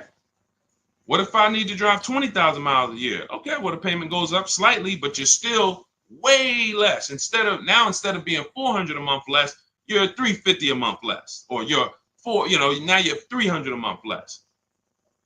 So no matter what, leasing is a play for payments and brand new cars. Every lease you get is a brand new car. Some people ask that. Oh, well, can you lease a used car? Yeah, it's not a mainstream program. 99.99% of leases, you're driving off the lot in a brand new car, paying less than people are paying for used cars. Similar, recent model 3-4-year-old used cars, I'm going to pay less than you, and I'm going to drive a better car than you. That's what we just did. I got my wife, we leased her a brand new QX60, and we kept the pre-owned one. Her payment on the brand new one is less than the pre-owned one. The pre-owned one is 2020. The new one is 2025. What world can you make that make sense for me? First thing is the payment. Then you can understand the rest later. All right, go ahead, Dolan. See, when I see people, y'all remember those TikTok videos that went viral a couple years ago, and they were going into dealerships and they were asking people what their average car payment was? Did anybody see that? Let us know, chat. Anybody see when they were going into dealerships asking car salespeople what their average car payment was? Anybody saw that? Because that's right around the time the information was going viral that the average American car payment was over $1,000. So now it's going viral that they're letting us know that most of, unfortunately, and some of you, we want to get you off of this, are paying $1,000 car payments. So I knew the reason why. It's not just bad negotiations or I don't know how to get great deals. That's one reason. The equally big reason is you absolutely don't understand leasing. And you have been taught, in order for me to get the cars that I want, I have to buy them. And when I buy them, I absorb the cost to buy the whole car. $48,000 is $1,000 a month. You get $48,000 vehicle plus taxes. If you don't know how to get any discount, 5-year loan, your payment's $1,000. That's it. That's the math. So it's very easy when you don't understand leasing or you don't know how to get great deals to pay $900, $1,000 a month for a car that you could be leasing for $500 a month with no money down. And you would not believe how many car salesmen don't know this. That's what brought me to TikTok. I remember, I'm going to tell you this one story and then we'll get back to the questions. I was trying to decide whether we were going to come to TikTok or Facebook. Or Instagram first. This was 2021. And a guy hit me. I was making videos on Facebook, had a couple 100,000 views, maybe 4,000 followers. nothing huge, but you know, and I could see that's when Facebook was dying. It was before Reels. And somebody DM'd me and said, "Hey, this Deshone, it's this guy on TikTok, and he's doing real well, man. He reminds me of you. He like makes these videos trying to educate people about cars and things of that nature. He's a car salesman." I said, "Okay, let me check him out." So I check him out. He's an older guy, and I said, "I like this. God bless. We need more people like this. We need more people who are gonna advocate from the inside to help consumers, you know, realize that y'all are getting scammed." And you need financial literacy, and you need to know how to avoid these huge mistakes. But then I watched about 10 videos, and I was loving this guy. But then somebody asked him a question, and they said, "Hey, could you tell us about leasing?" And so he said, "Nah, you don't want to lease your cars. They limit you on mileage. You know, you're going to get a ton of fees when you drop it off in 3 years. Just buy your cars." God bless. That was my decision right there made. I said, I'll be on TikTok tomorrow. Because I said, if this guy has 160,000 followers and this is what he's teaching people, oh no, Lord, we got to get here. And began to teach, and we have balanced toward leasing and purchasing for the last 3 years. And so this is what's out here. That's a car salesman. That's a guy who's in the business every day who has no idea about leasing. So if the people who are supposed to be helping you make great financial decisions aren't trained, you better be trained.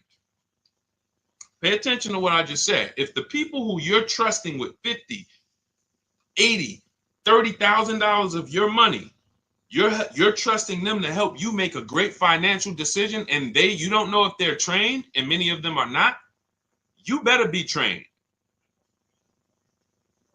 You better be trained. And that's all we do here. You use what we teach, you'll be mistake proof. You can't fail unless you just go rogue and say, I'm just gonna go back to go into the dealership. All right, God bless you. Go back to the same results. All right, Ruth Thornton, can your plans be used for less expensive cars, say a Compass? 100%. You can see right here, India got her $365 a month lease on her Hyundai Sonata Limited. On her Hyundai Elantra Limited. This was a vehicle, she originally was looking at a Toyota Corolla.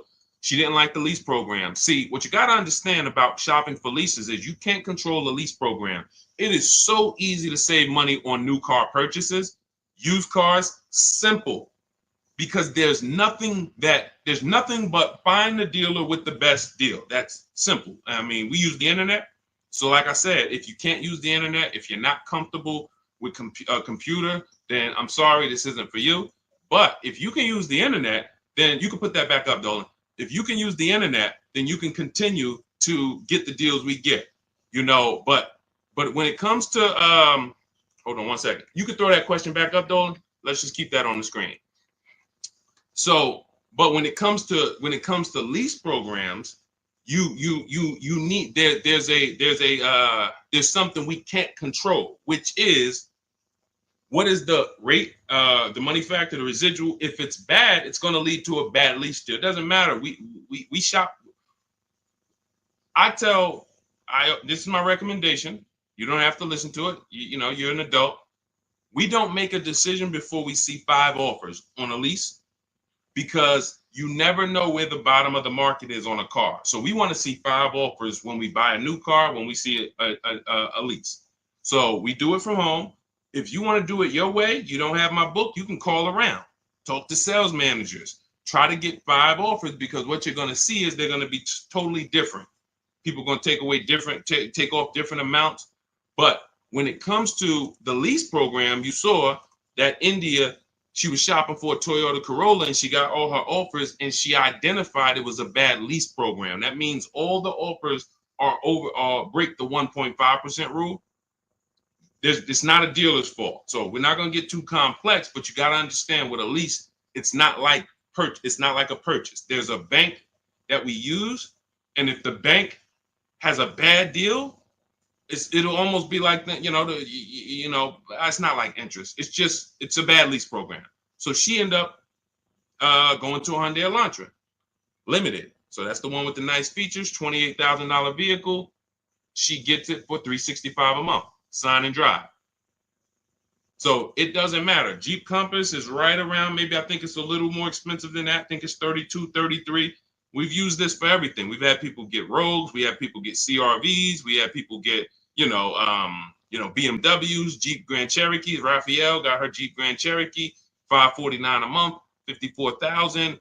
We've had Kimberly get her Maserati. She saved $20,000 off of it. You can see right here. Look, she got her Maserati. This was literally, it took off $20,700 for her, brand new. So it's for everything. Somebody asked earlier in the show, is this for like, exotic cars? Can we use this for like exclusive cars? For sure. Bentleys, doesn't matter. Doesn't matter. Competitive shopping is what you look. Don't overthink this. It's competitive shopping. That's all it is. We just have a formal system for competitive shopping. That's what it is. We have what we believe is the best system in the world until someone can show us that they've gotten more results for the public. We have the best system in the world for getting multiple offers and creating competition in the car market that benefits us. So you could throw any car in there, system is going to work. So everything that we teach is out of my new book. If you guys are like, Deshone, this is a lot. Can you give me the step by step? Can you give me the playbook to where I can look at this and kind of go through my checklist? My book is written as a checklist. It's a digital book, and you can. It's called Cars from Home: 7 Steps to Saving Time, Money, and Avoiding Dealerships. And it's normally $97. You can get a copy for the next 30 minutes for 75% off, which is $24. So if you get, that's my welcome offer to you, but it's only for 30 minutes. So if you grab your copy, you can go to my TikTok bio, my Instagram bio, the Facebook comments, or the YouTube comments. We have a link there, and you can activate your 75%. Now, for those of you who are like, Deshone, I see you sharing a lot of pictures. Where are these pictures from? This is from our private group. I've been coaching people through our courses since 2021. We created our Cars from Home Done With You, because some of you have a different learning style. You like, instead of reading, you prefer step-by-step videos, short videos, 3 minutes, 5 minutes, to walk you through the process. And then you want community that can support you. We have our private Facebook group with I think we got about 1,500 people, almost 1,600 people in there. And then we do a coaching call twice per month, every, first and third Wednesday. We jump on a Zoom call so people can get their questions answered with me. So if that's your style, you'll see the link there. You can just hit Shop with Deshone. Now, you do have to qualify for that. That program's not for everyone. But if you click there, go watch the video, and you can see if you qualify for that. So I don't care how you save the money, how you eliminate the anxiety. If you find a more creative way than the Cars from Home system to buy cars and guarantee that you got the lowest price in the market, from home, then God bless you, do it your way. But no one is able to guarantee that they're getting the lowest price in the market. You negotiators, you're losing, because here's what I'll tell you. If you came out of a dealership and you said, man, Deshone, I just beat them up in there, man, I got a great deal. I said, let me ask you a question. Would you bet me $1,000 that I can't find a better deal than the one you just signed? Give me, would you take the bet? So you come out confident, man, Deshone, I've been working them over for 3 hours, man. They took off $6,000, whatever, $10,000. My question to you would be, would you bet me $1,000 that I can't find a better deal than the one you just got from home? Most people are going to not take that bet, right? Right? Because they don't have the guarantee. They don't have what we call deal assurance, price assurance, which means they have buyer's remorse. See, I'm happy with my purchase until you ask me to guarantee that I didn't leave money on the table. But watch this. What you're going to be doing different is you're going to be so confident in the way dealers are bidding. When my dad picked up his Palisade yesterday, when we got this Infiniti a couple weeks ago, We guarantee you. I come at that dealership with my new vehicle, and you can say, hey, bet me some money. Would you bet me $1,000 I can't find a better deal than this? And I would say, can I bet two? Can we go double or nothing? I mean, or can I double? Can we put a little bit more on the line? That's how confident you're going to be when you actually start to use a competitive system where you can look at several offers from home. Another thing our system does is make you see that, okay, 4 out of 5 dealers are overpriced. See, you hear people say, oh man, I went to Nissan, they're overpriced. Nissan want too much money for the Altima. No, you went to one Nissan independently owned franchise and you got a price from them. You didn't go to Nissan. You're not dealing with corporate. You went to one franchise. That's like going to one McDonald's and you had a bad experience. And McDonald's is not good. They don't treat us good. No, that one McDonald's on Main Street in this city, you didn't have a good experience with. Every single dealer is different. Some of them owned by the same people, but they still compete. So what you are going to do now with the Cars from Home system, whether it's the book or whether it's, listen, and look, you do it your way. But if you don't start to create competition, you'll never get rid of your buyer's remorse. You're never going to have price assurance and confidence that you didn't get scammed, that you didn't overpay, that you didn't get enough money for your trade-in, that you didn't, we didn't get the question yet today, but hey, is this a good interest rate, Deshone? Like, all of this stuff is buyer's remorse questions. When I drive my car off the lot, that's why people don't talk about the price they pay when they leave. Once we drive our car off the lot, I never want to have buyer's remorse concerning price, and I'm never going to have it. But if I was to ask you about the price on your car, hey, can I see, I run into people. I was just at the dealership yesterday. I was coming outside and the young lady was out there. She said, oh, hey, I follow you on TikTok. I said, hey, God bless you. I said, you picking up something here? She said, yeah, I'm getting this used car, but then they like the price online was 19 or 16, and then they telling me all in is 21. And I said, you didn't verify fees before you came? She said, no, well, I got the cheat sheets. You got the cheat sheets. You didn't see the videos? I made tons of videos. You must ask. The only 3 fees. Write these down. If you don't have my book, write these 3 fees down on every single car. Used car. These are the 3 fees. Documentation fee, tax, motor vehicle fees. That's it. Everything else is made up, and you need to verify before you go there. You don't do this online and say, and then come into the dealership. That's why they do it. They do it because they know people are going to see that price, not even call the dealership, come in, and then get hit with a bunch of fees.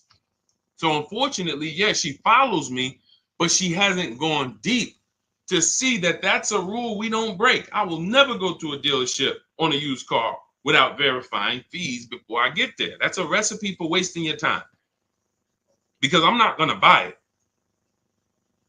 I'm not going to buy it. You're not going to get me here, and then I'm not going to $2,500 in fake fees. I'm not buying it.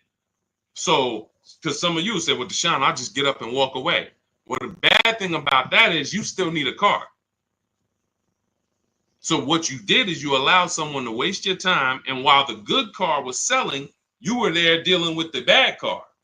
The good car that didn't have the fees and that was the real best deal, you missed that because you're here dealing with this. But from home, on the phone, verifying fees, we know this is the best deal.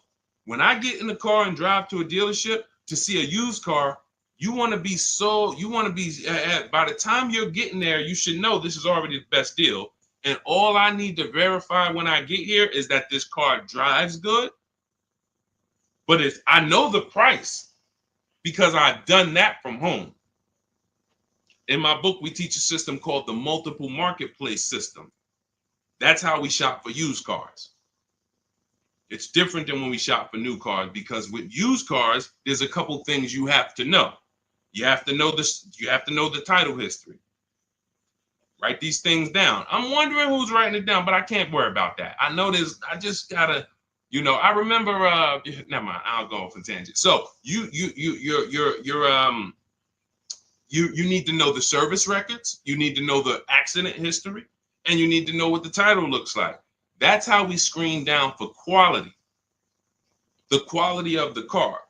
Is it a rental? Is it a ex-loaner? Is it a corporate lease? Is it a hang on, my alarm was going off. Is it a salvage title? Is it a rebuilt title?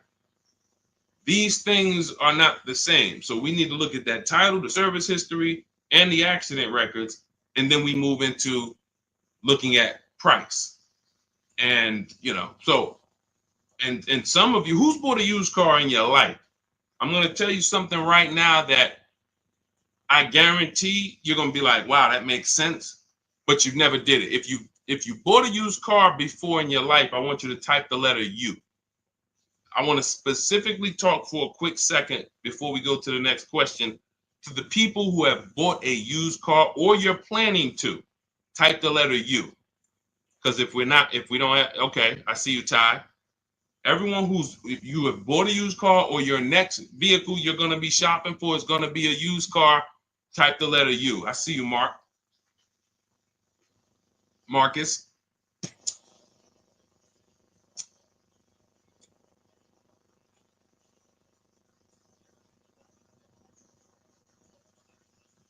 Okay, just a couple people.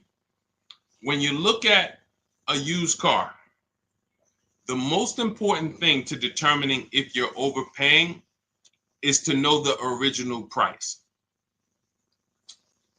I'm going to tell you what I'm going to tell you what I did with my used Infiniti that we got a couple years ago, and you'll see why this makes sense.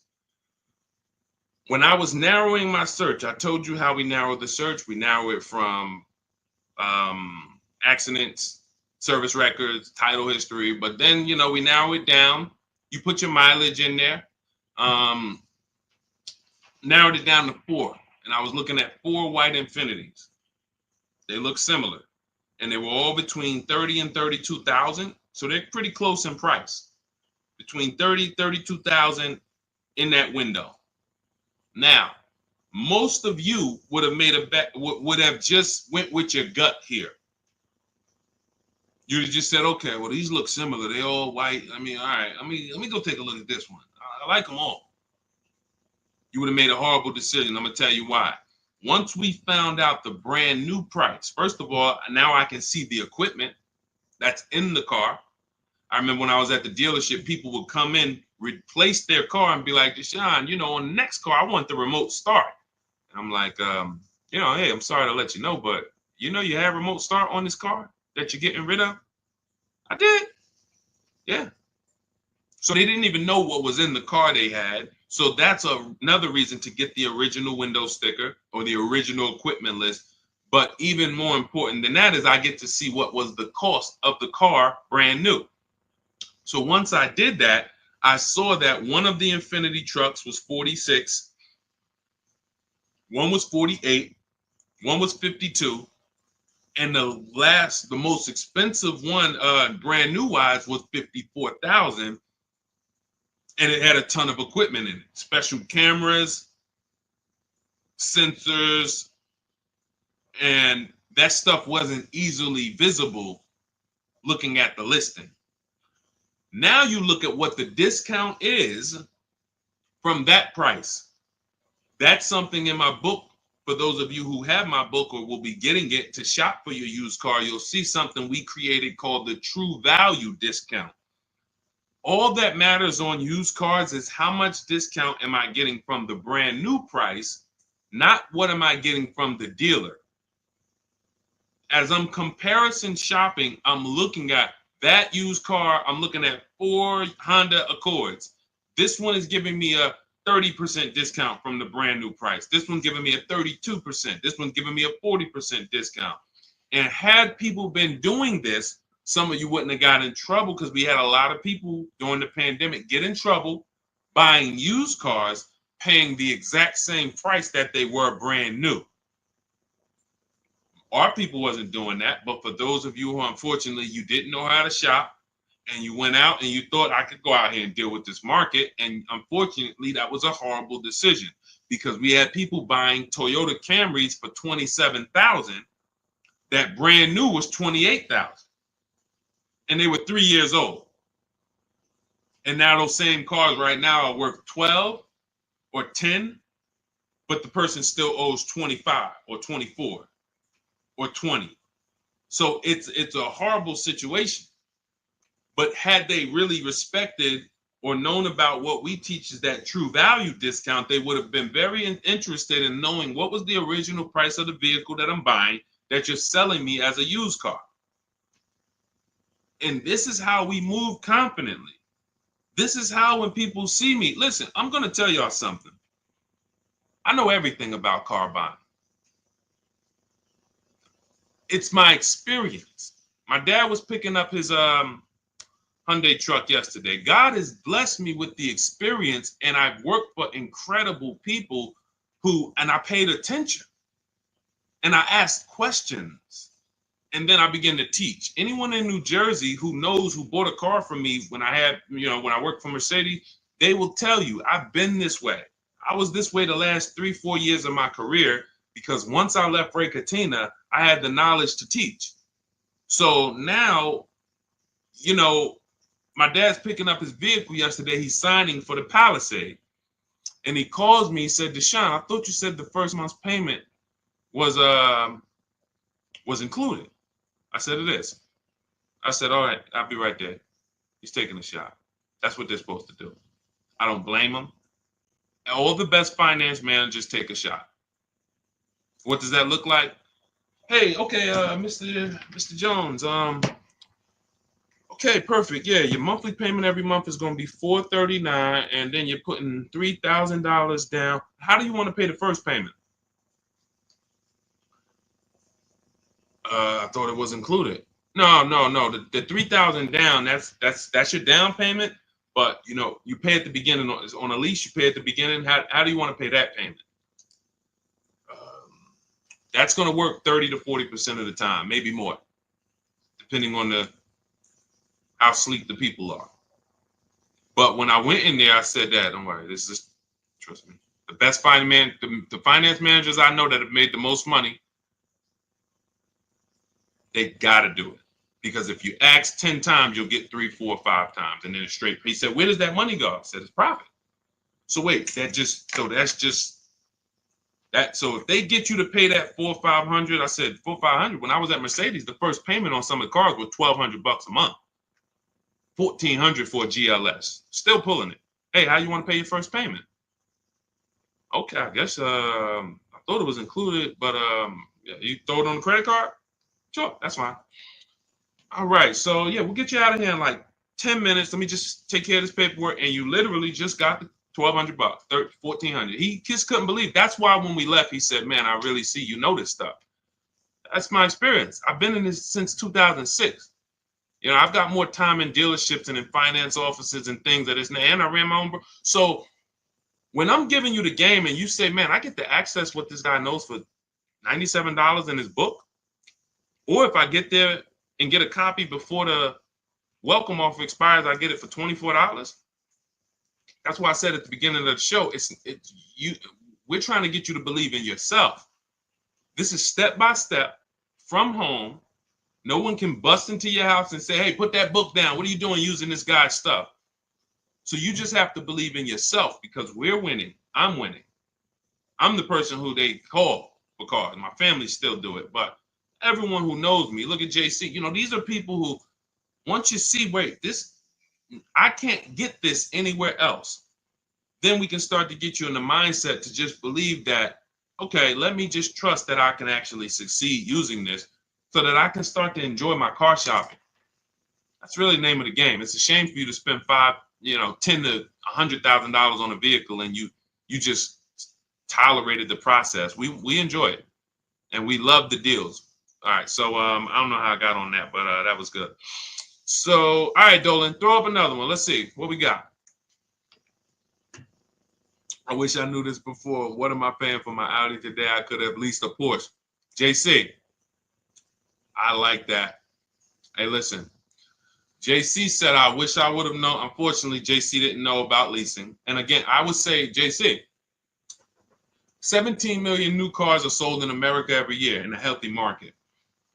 40 some odd, maybe 42, 45 million are used cars are sold every year in a healthy market.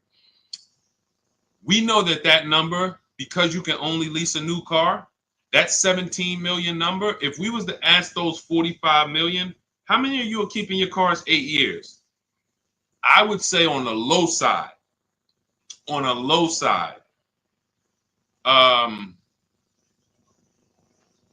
at least 30% would say, no, I'm not keeping this 8 years. So that means out of that 45 million who are buying used cars, or you take some of the 17 million that bought brand new, but I feel like that 17 million new cars every year should be like 30 million. It should be at least another 10 million people who are leasing because they're not keeping their cars, but they just don't know how much money they're losing. And your story reminds me of my neighbor. My neighbor, he had a Kia Telluride, the Kia truck, the Kia SUV, and he was financing it. So $44,000 vehicle. So his payment is it's over $800 a month. If you're not doing any money down. Now, again, I don't know if he put money down. I just know he might have put 10, 15, 20 grand down and dropped his payment. But if he didn't, but that vehicle is $800 a month, $45,000. Even if he took a 6-year loan, that's $800 a month.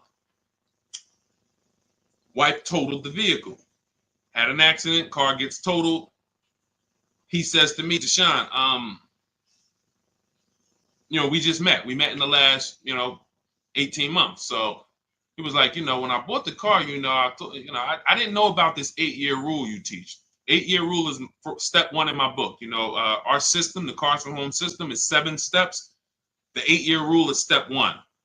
The 8-year rule just says if you're not buying your next car to keep 8 years, if you're not keeping your next car 8 years, you should be shopping for a below market lease, not a purchase.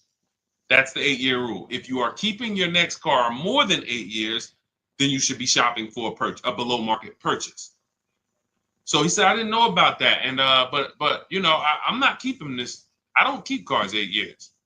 So, he said, so I think I'm gonna shop for a lease on this Telluride. Again, he's in a rental because his wife totaled the Telluride. He wants another Telluride. But he gets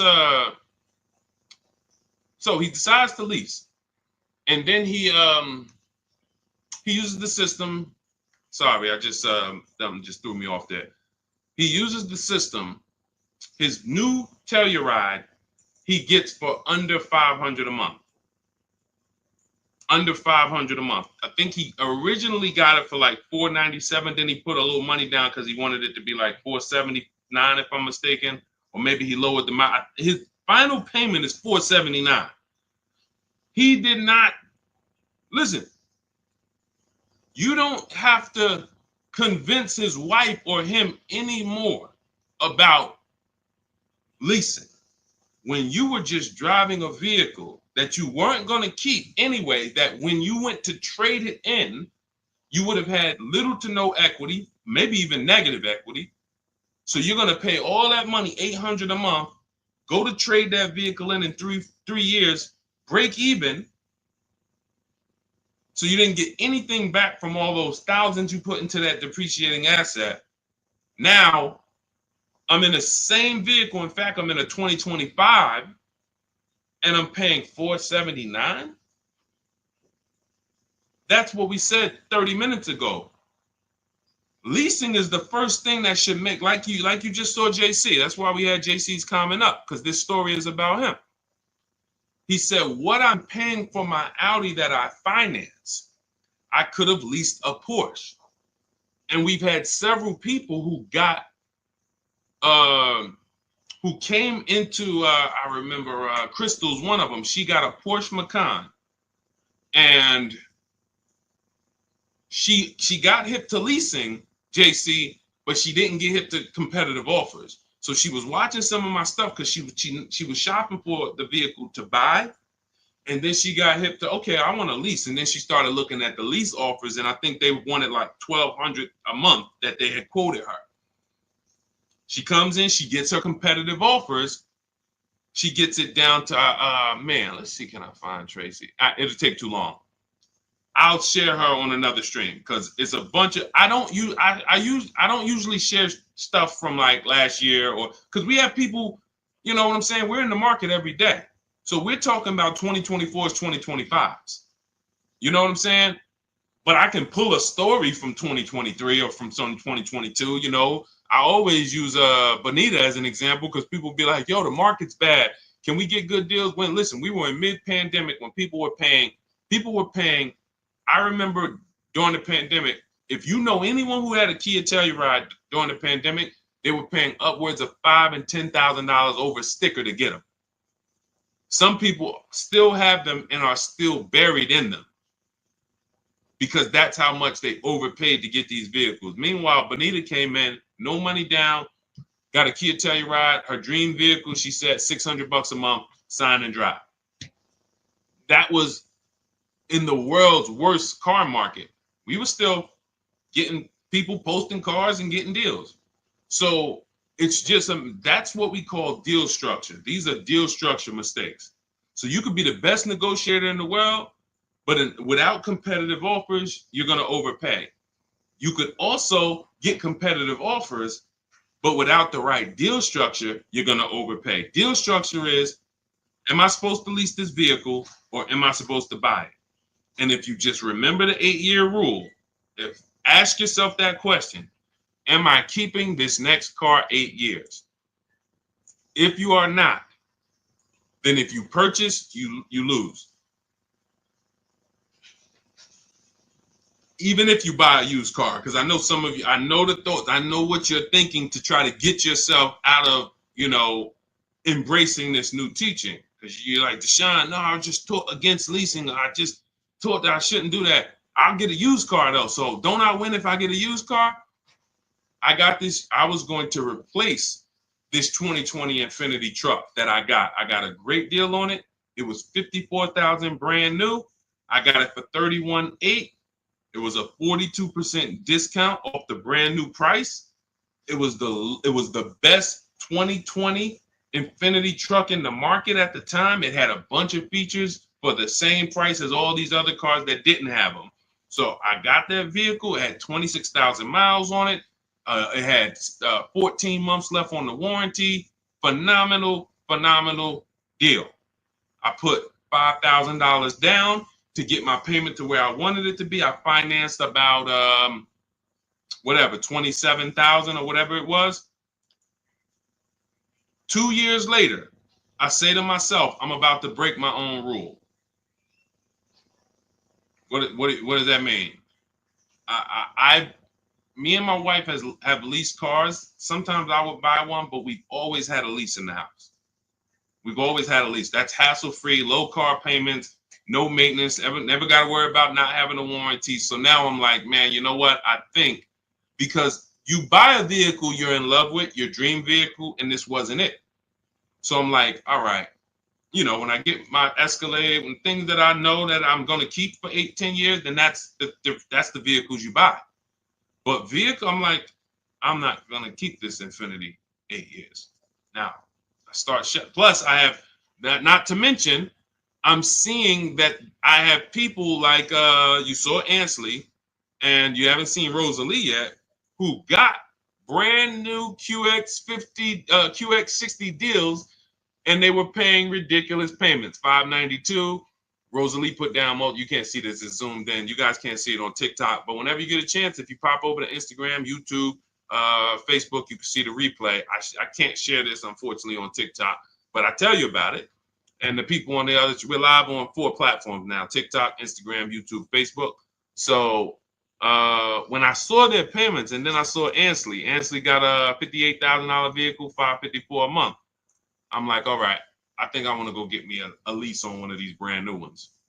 So I got my lease. I put $1,200 out of pocket, $499 a month, $54,000 vehicle. But I went to, some of you guys know we don't trade cars. We get bids. I got bids from whenever you want to find out what your car is worth. These are the 6 websites you go to. You do not go to kellysbluebook.com. It's trash.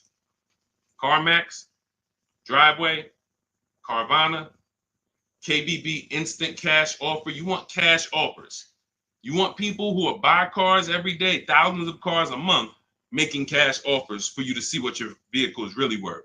And they pay more than most dealers. But KBB Instant Cash Offer, that's going to get you a local dealer's bid. AutoNation gets you a local dealer's bid. Car Gurus get you a local dealer's bid. Carvana, CarMax, and Driveway. 6 offers. So I get my offers, and then I get my payoff, and what do I see? The same. My vehicle's break even. Break even. Now you might say, well, if you break even, ain't that good though? Because you know you could get out of the vehicle, you don't have no negative equity. What happened to my $5,000 down payment?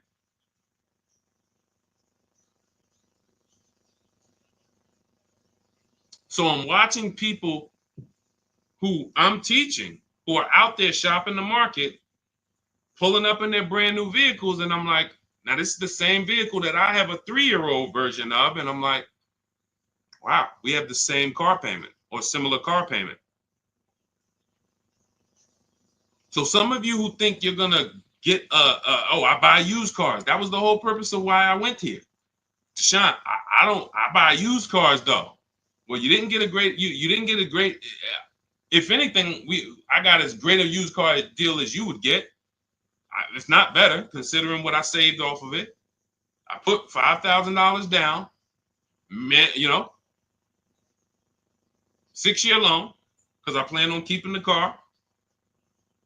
2 years later, we look up, $5,000 down payment's gone. You can get out of it, but you not only did and that's the deal.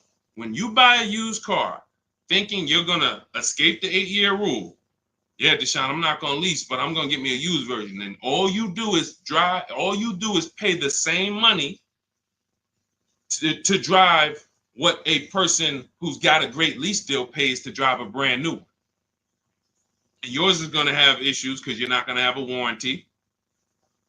And then you had to deal with that. So I put tires on the car. I didn't even include my $5,000 down payment. I didn't include that I replaced the tires and the brakes on the vehicle in the last 2 years.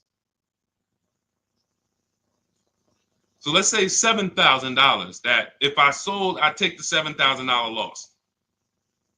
So I'm not exempt from any of this. None of you are. So I'm using this to tell you the 8-year rule is what you need to be looking at, leasing versus buying. And you need to understand that if you make these decisions wrong, you got your deal on the wrong footprint, wrong foundation, there's no way for you to get a great deal. You must ask yourself that. It's a depreciating asset. You've heard that for years. This is the practical application of how to make sure you win with it. So people say it's a depreciating asset. So what do I need to ask myself? How many years am I going to keep it? If somebody was selling you a financial product or a stock or something and they said, hey, bad news, for the first 6 years, this stock is going to go down in value a lot. But after the 6th year, it starts to go up. And by the 10th year, you start to make money. But you got to hold it for at least 10 years. Then if you went into that process and you bought that product and you got out of that in five years, then you lose. It's a depreciating asset. You're getting something that, in the case of a car, it never comes back up. So the only way you win with cars is with long-term ownership. 8 to 10 years, that's when you win. And there's no one who can convince me otherwise. This is a numbers thing. See, what we do here is we talk numbers. All the people who given you this horrible financial advice, they never speak numbers. They rant. Oh, leasing is renting. Oh, leasing is borrowing. Leasing is for people who like debt. Oh, borrowing cars. These are people who, unfortunately, they're just incorrect. And I'm not in a position where I could be on a panel with them. If I was, it wouldn't take me long to make light work of them because they don't talk numbers. So we can't have a financial conversation about somebody who doesn't understand numbers with the subject matter that they're speaking about. So if you're like Deshone, how do I get every single thing we teach in like one place? That's my new digital book. It's called Cars from Home, 7 Steps to Saving Time, Money, and Avoiding Dealerships. It's normally $97. It's 5-star rated. You can Google it. But for the next 30 minutes, you can get 75% off. That's my welcome offer. That means you'll get it for $24. But if you get there, you got to get there before the timer hits zero. Once it hits zero, the price does go up to $97, and it's worth every penny. If you miss it and you're like, Deshone, I need the information, and hey, I missed the welcome offer. But $97, it's still one of the most valuable books you're ever gonna read and use. So, but $24 is better. So get to my TikTok bio, my Instagram bio, the YouTube comments or the Facebook comments. Welcome, D. Welcome. I see. Thanks for the follow. And get there, get your copy. And then it'll be in your inbox. It's a digital book, so it'll be right there. And just follow it step by step. Don't jump ahead. Stay on your path. There's paths in there for everybody. People with bad credit, people who don't know how to negotiate, people who you need to stop negotiating because you can't negotiate your way to a below market deal. You can only get bids. High mileage drivers, you guys are losing a lot because you're depreciating asset even faster than the average person. So you are losing a lot. We have paths in there for you. And then, of course, our system for leasing, purchasing, and buying used cars is all in there step by step. So go grab your copy. 75% off in my TikTok bio, the Instagram bio, the YouTube comments, or the Facebook comments. For those of you who are like, you would rather work with us and try to see if we can qualify to shop together, just click that button that says Shop with Deshone. That's for you who are like, you rather watch videos instead of reading. You prefer 3 to 5 minute step-by-step videos, and you prefer a community. We have a private Facebook group. That's when you see all of these people that I post their cars, they upload their cars and their deals to our private Facebook group. It's called it's called a graduation. So the first time you get your car using the Cars from Home system, you're a graduate. And then after that, you're an alumni. And we just had Sheree. Sheree is probably our most successful alumni. She just got her 4th car. She joined us in 2022, and she just said she's seen things get easier and easier. And when you join the Facebook group, you'll see her like right at the top, 4th car. So this is the world we want you to experience. Peace of mind and really, So if that's something for you, you can click that button in those same links that says Shop with Deshone. See if you qualify. And other than that, we'll be back on another stream. Thanks for checking in. God bless you.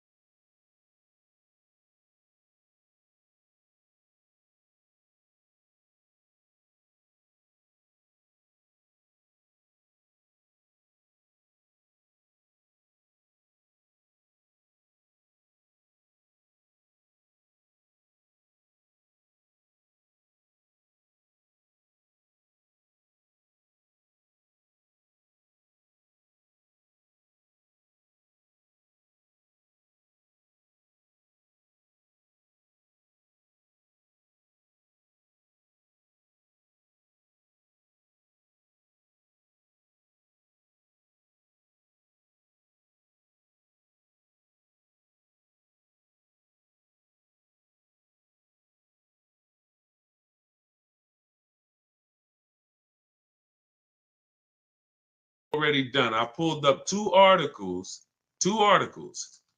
and I've been warning people to sell their electric vehicles before the election. If you go to Google and you just type in this simple term, electric vehicle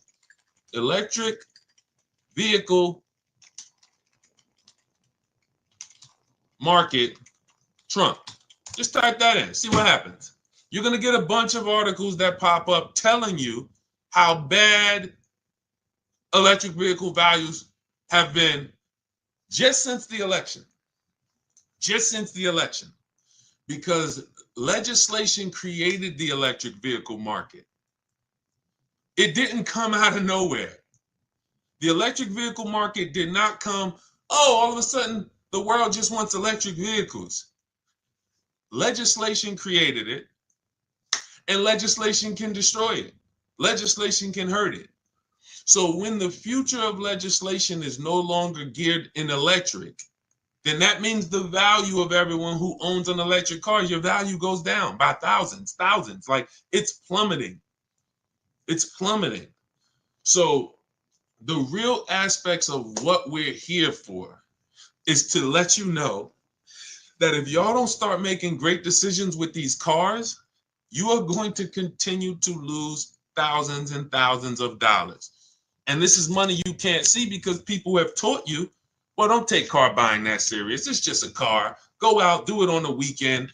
You went out to go to the grocery store. Somehow you ended up at a car dealership and you just bought a car. When you treat car buying like you bought a TV, you can't win. You're going to continue to get average deals below above market deals. You're going to continue to lose thousands of dollars. So shout out to the people who tap in. Shout out to the people who are locked in. Old Souza, anyone who has an electric vehicle, you should be assessing the value now, unless you plan to keep. Now, I told y'all in this video, Tesla was going to win. It wasn't even a question. Tesla was going to win.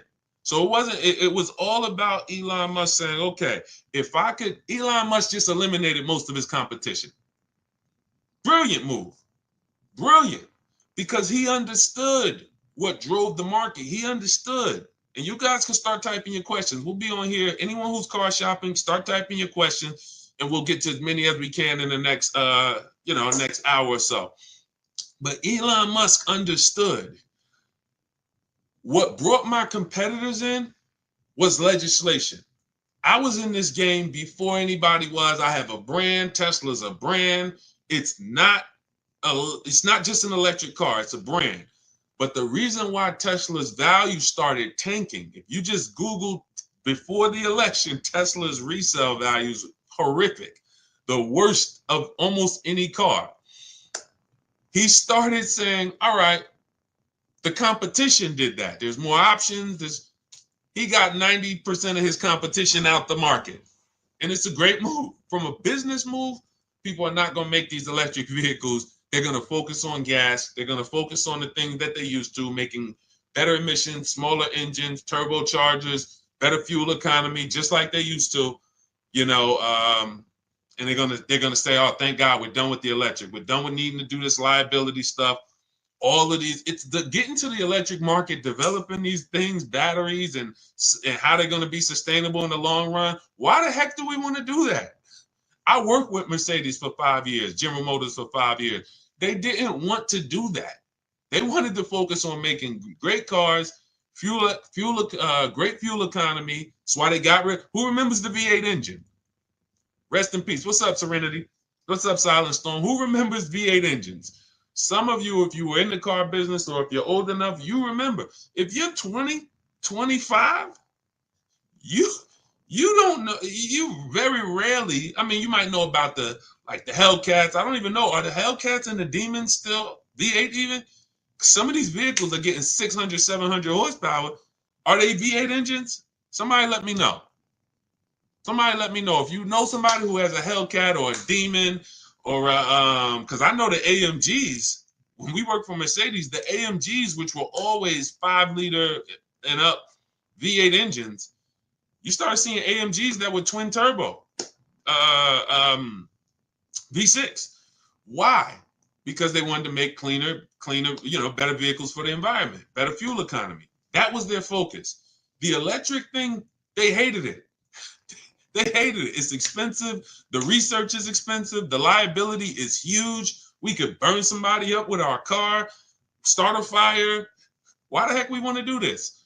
And that's why they're going to be out the game. From this day forward, you're going to see less and less vehicles, and they're about to lose a ton of money because all the vehicles, look at the articles. Just look at the articles. All the vehicles that they're sitting on are almost worthless. Look, and Trump already said, forget about these electric incentives.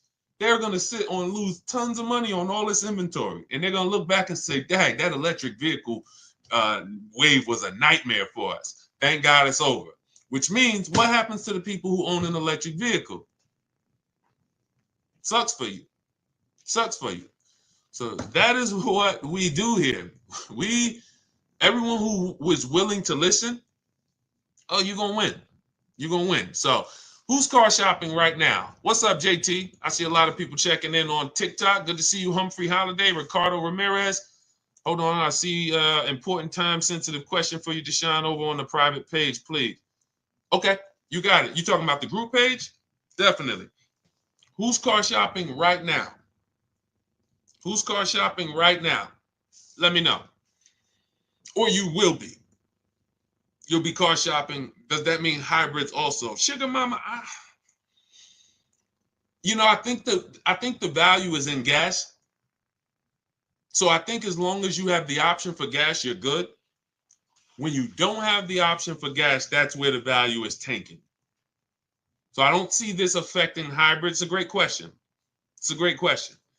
So who's car shopping? All right, I see you. I'm car shopping right now. I see you, Brandon. All right, I see you, Trust and Main Salon. Who's car shopping right now? In the spring, exiting a lease Hyundai. Okay, perfect. Okay. So who understands leasing?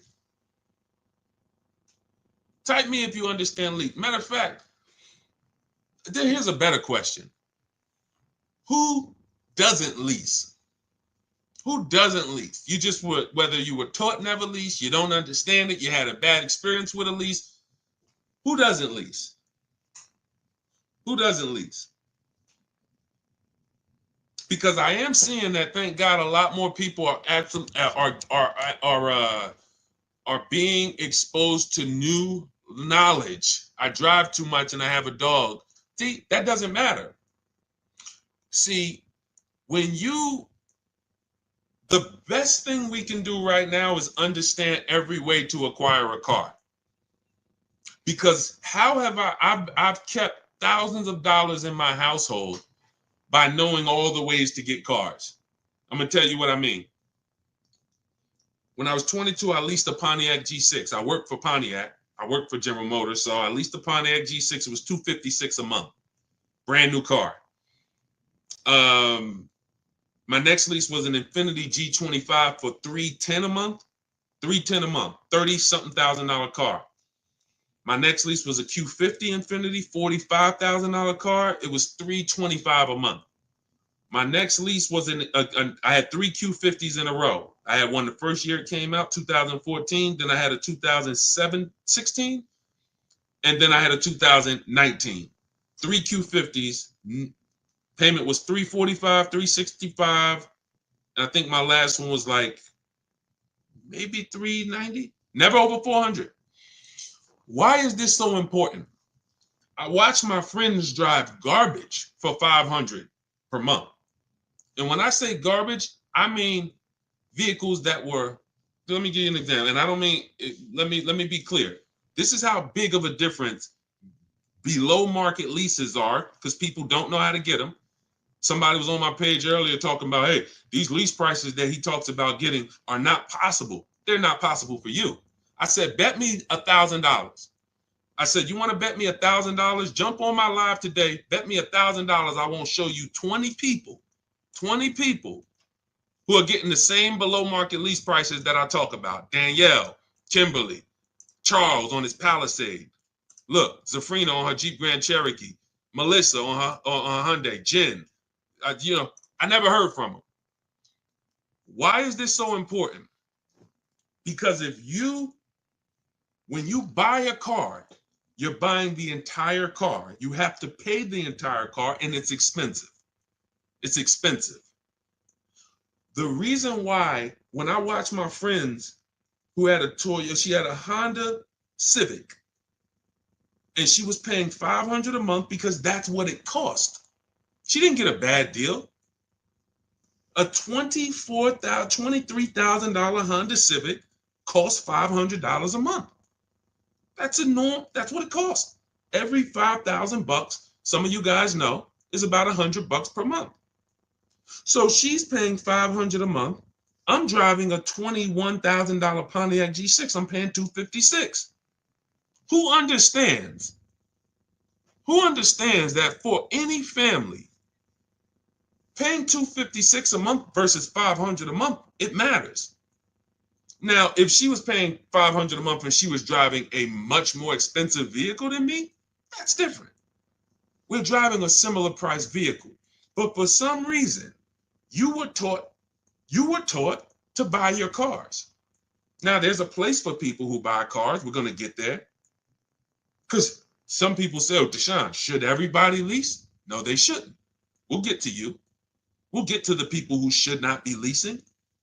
But we don't have a problem in this country with people leasing when they should be buying. We don't have that problem. Thank God I get to talk to 2 million people all across my 4 platforms. Between TikTok, Instagram, YouTube, Facebook, we got 2.3 million followers. We've been talking to thousands of people for 3 years. I get data. We do not have a problem with people who are leasing, but they should be purchasing. We have a major problem with people purchasing who should be leasing. Major problem. Friend of mine who met me about a year ago, he lives in my neighborhood. He had a Kia Telluride, $45,000 SUV. He's paying about $800 a month. He didn't get overcharged. That's what it cost. Unless you put a ton of money down, that's what it cost. He totals his vehicle. His wife totals it. He said, Deshone, I noticed this 8-year rule you teach, which is if you don't keep your cars at least 8 years, you should be shopping for a below market lease deal, not a purchase. He said, well, I don't keep my cars more than 8 years. I said, so what's your next move? He said, so I should be shopping for a lease. I said, exactly. He shops for his lease. He had a 2022 Kia Telluride. Paying what? What was he paying? Let me see who's paying attention. What was he paying? Y'all know we dialogue here. If you're new here, we'll do a welcome shout out to the new people. But I'm talking to the people who tap in. You know we dialogue. You got to stay close to your keyboard to get a lot out of what we do here. To the people who want to save their money. There we go. 800. Thank you, Sugar Mama. Thank you, Deshone. Thank you. I see you. So he's paying 800. Vehicle gets totaled. See you, Dark Star. He says, all right, Deshone, I'm going to shop for a lease. His best deal when he used our system, he reached out to 25 dealers online. He got more than 5 offers back. His best deal was $479 a month.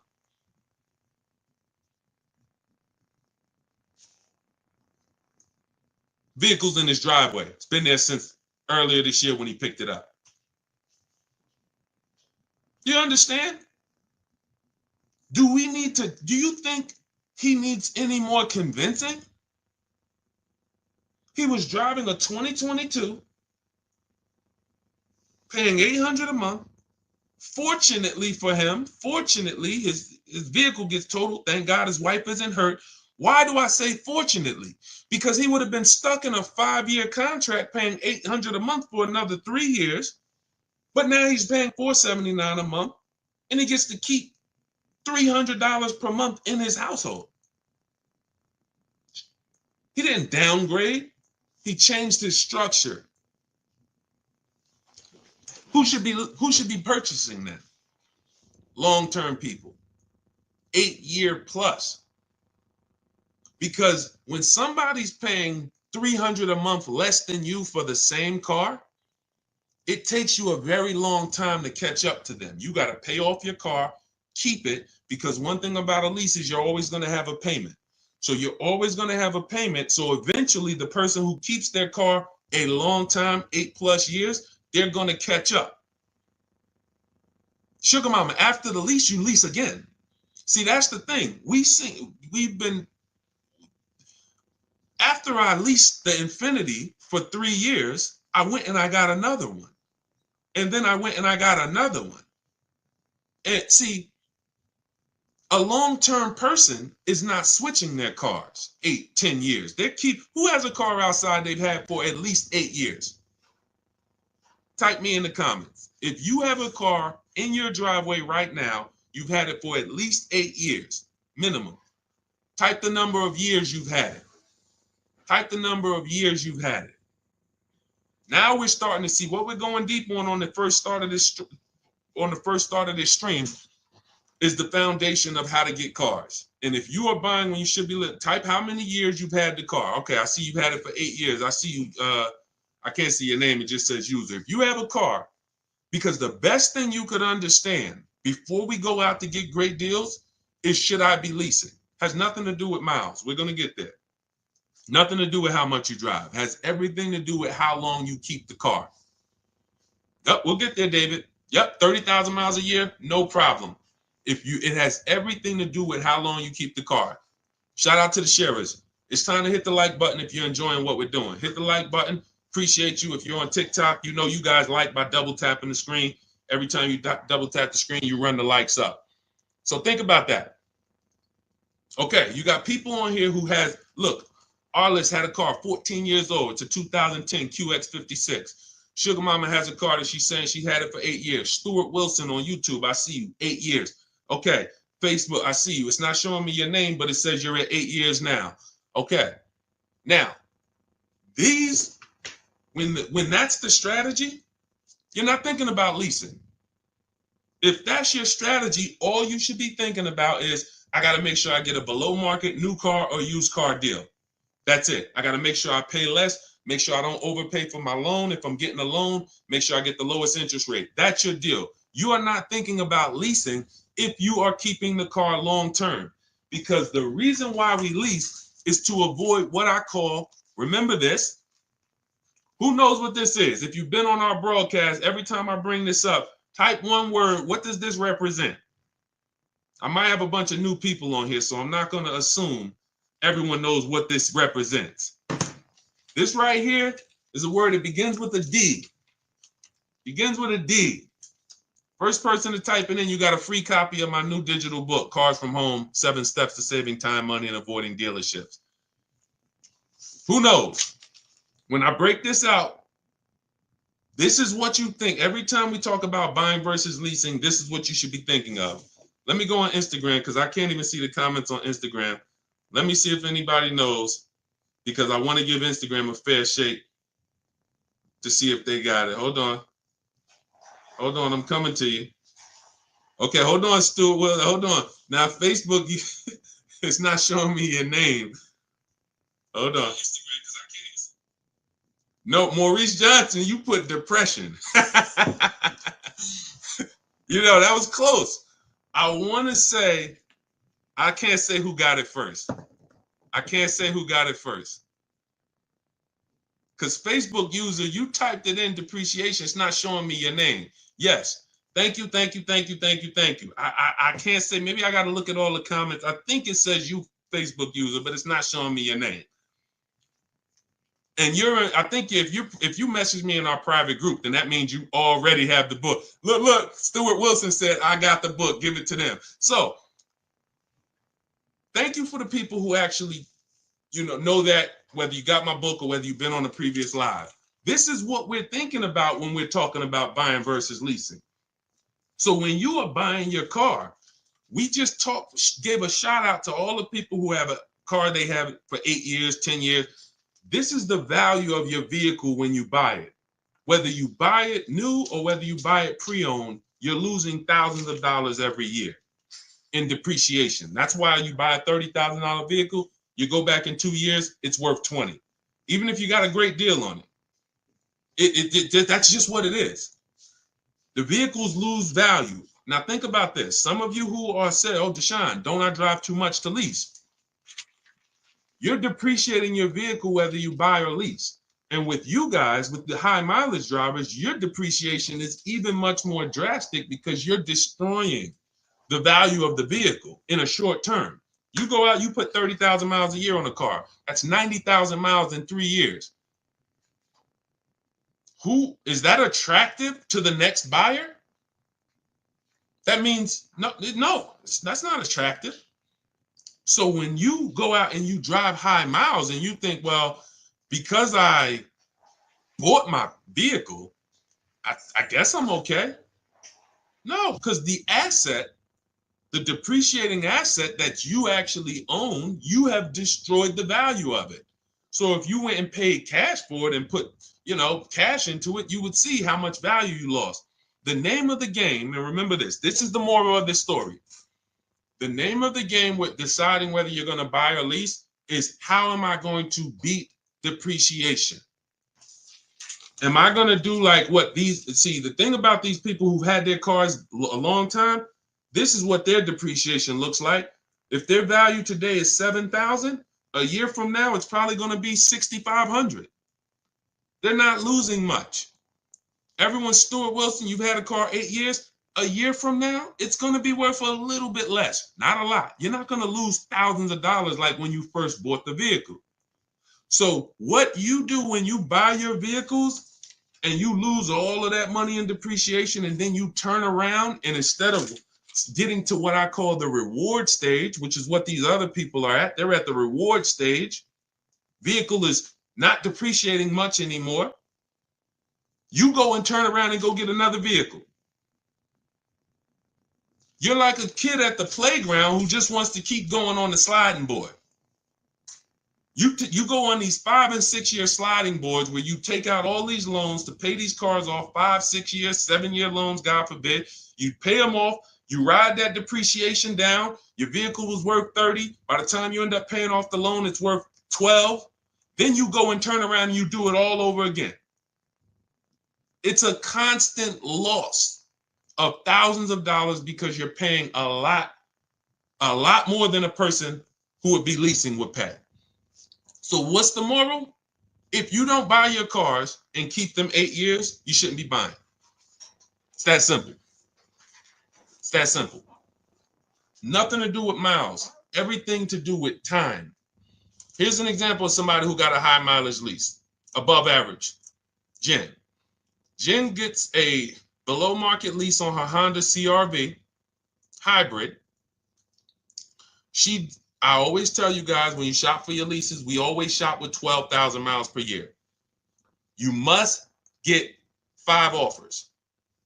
Because if you don't get 5 offers on any car, and this is for used cars, this is for new cars, this is for leases. Cars are not, it's not like the Apple store. And then y'all start typing your questions. What we'll do is I had to lay out this foundation, and then we'll start going into questions. But without the right foundation, you're not going to be asking the questions you should be asking. So some people think, you might have been taught, or you might have been programmed to think that, all right, somebody will say, Deshone, I went to Nissan. They gave me a quote for a lease. Nissan is overpriced. Thank you, David. Nissan's not overpriced. That one Nissan dealer is overpriced.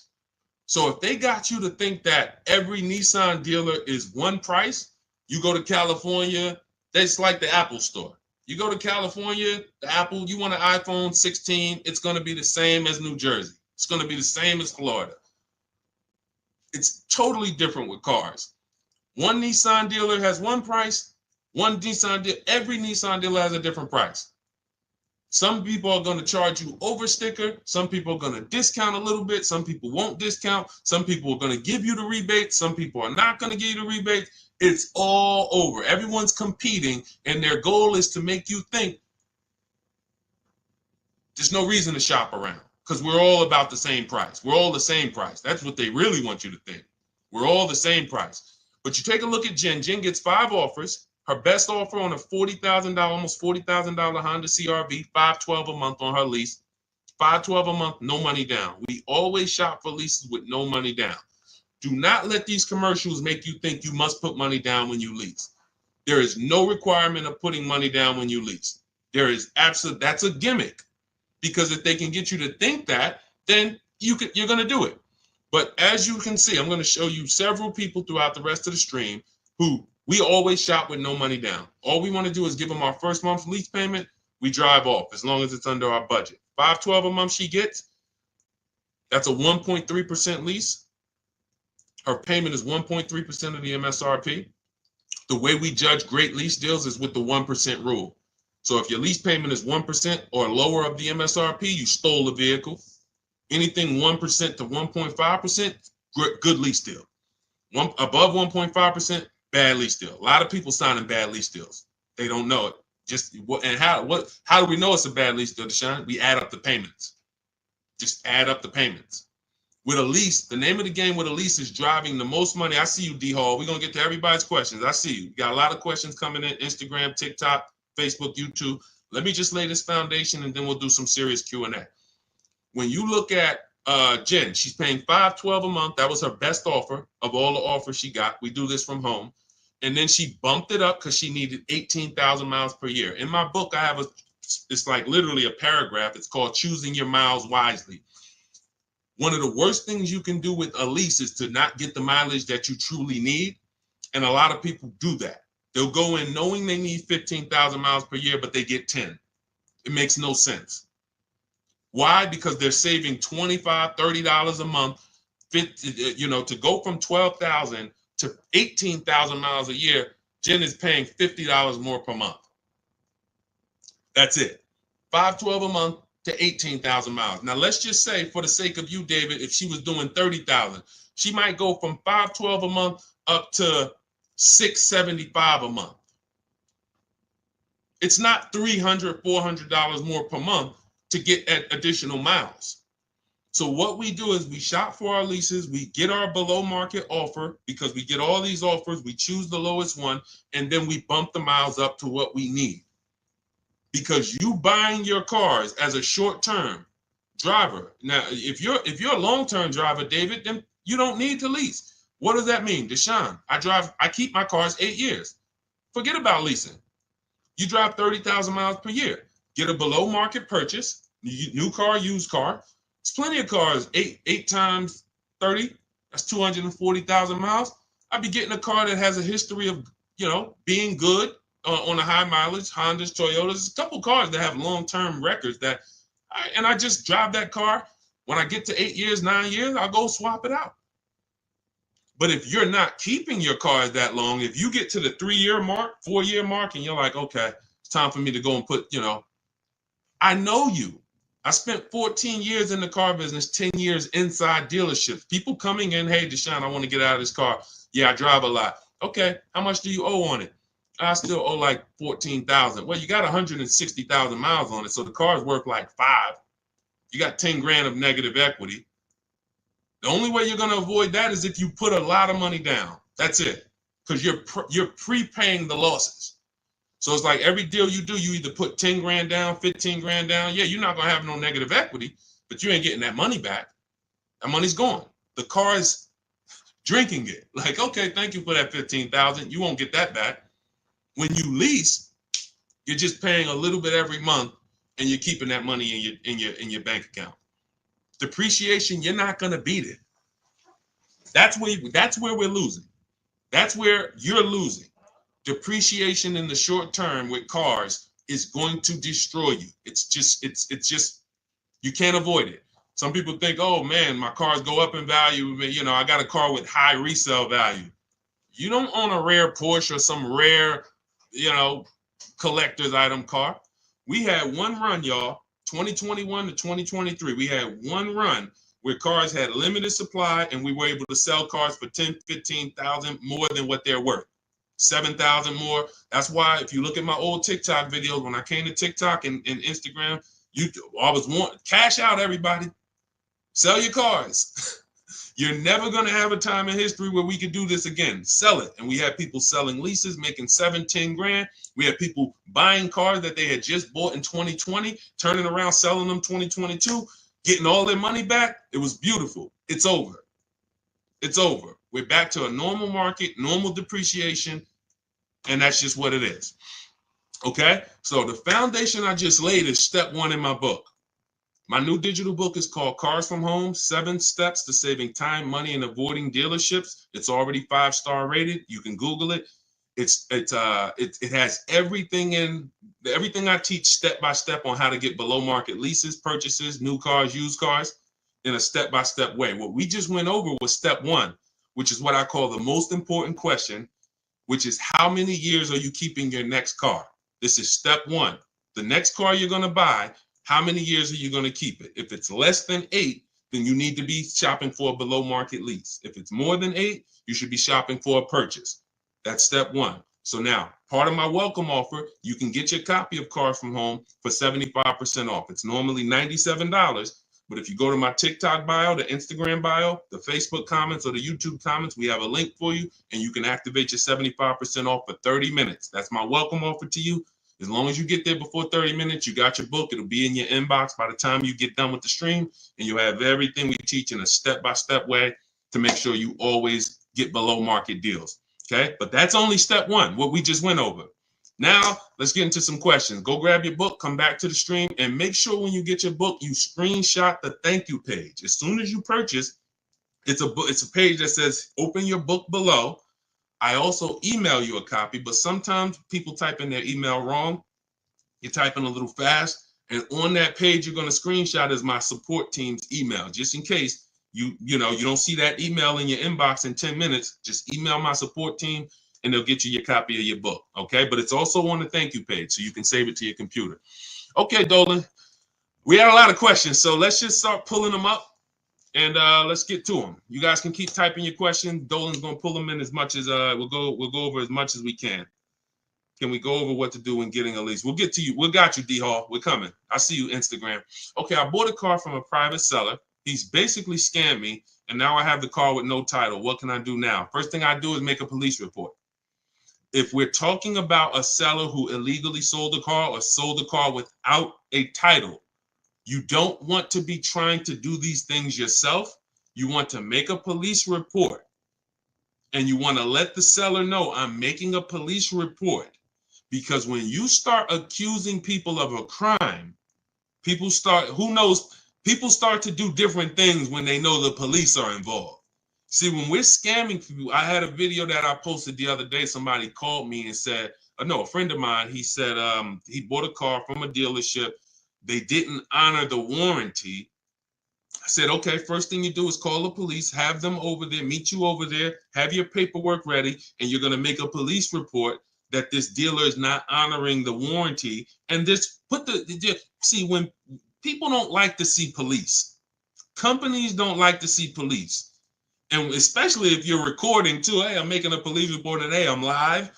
People don't like that type of publicity.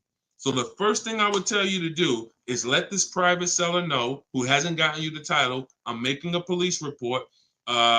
Give them as much information as possible, and then go from there. You might want to go afterwards because is the vehicle stolen? We don't know. How do we know it's not stolen? He doesn't have a title. So, hey, let's pull his vehicle up. Where did it come from? It's a tough thing. See, the bad thing about cars is once you make the decision, it's hell to get out of it.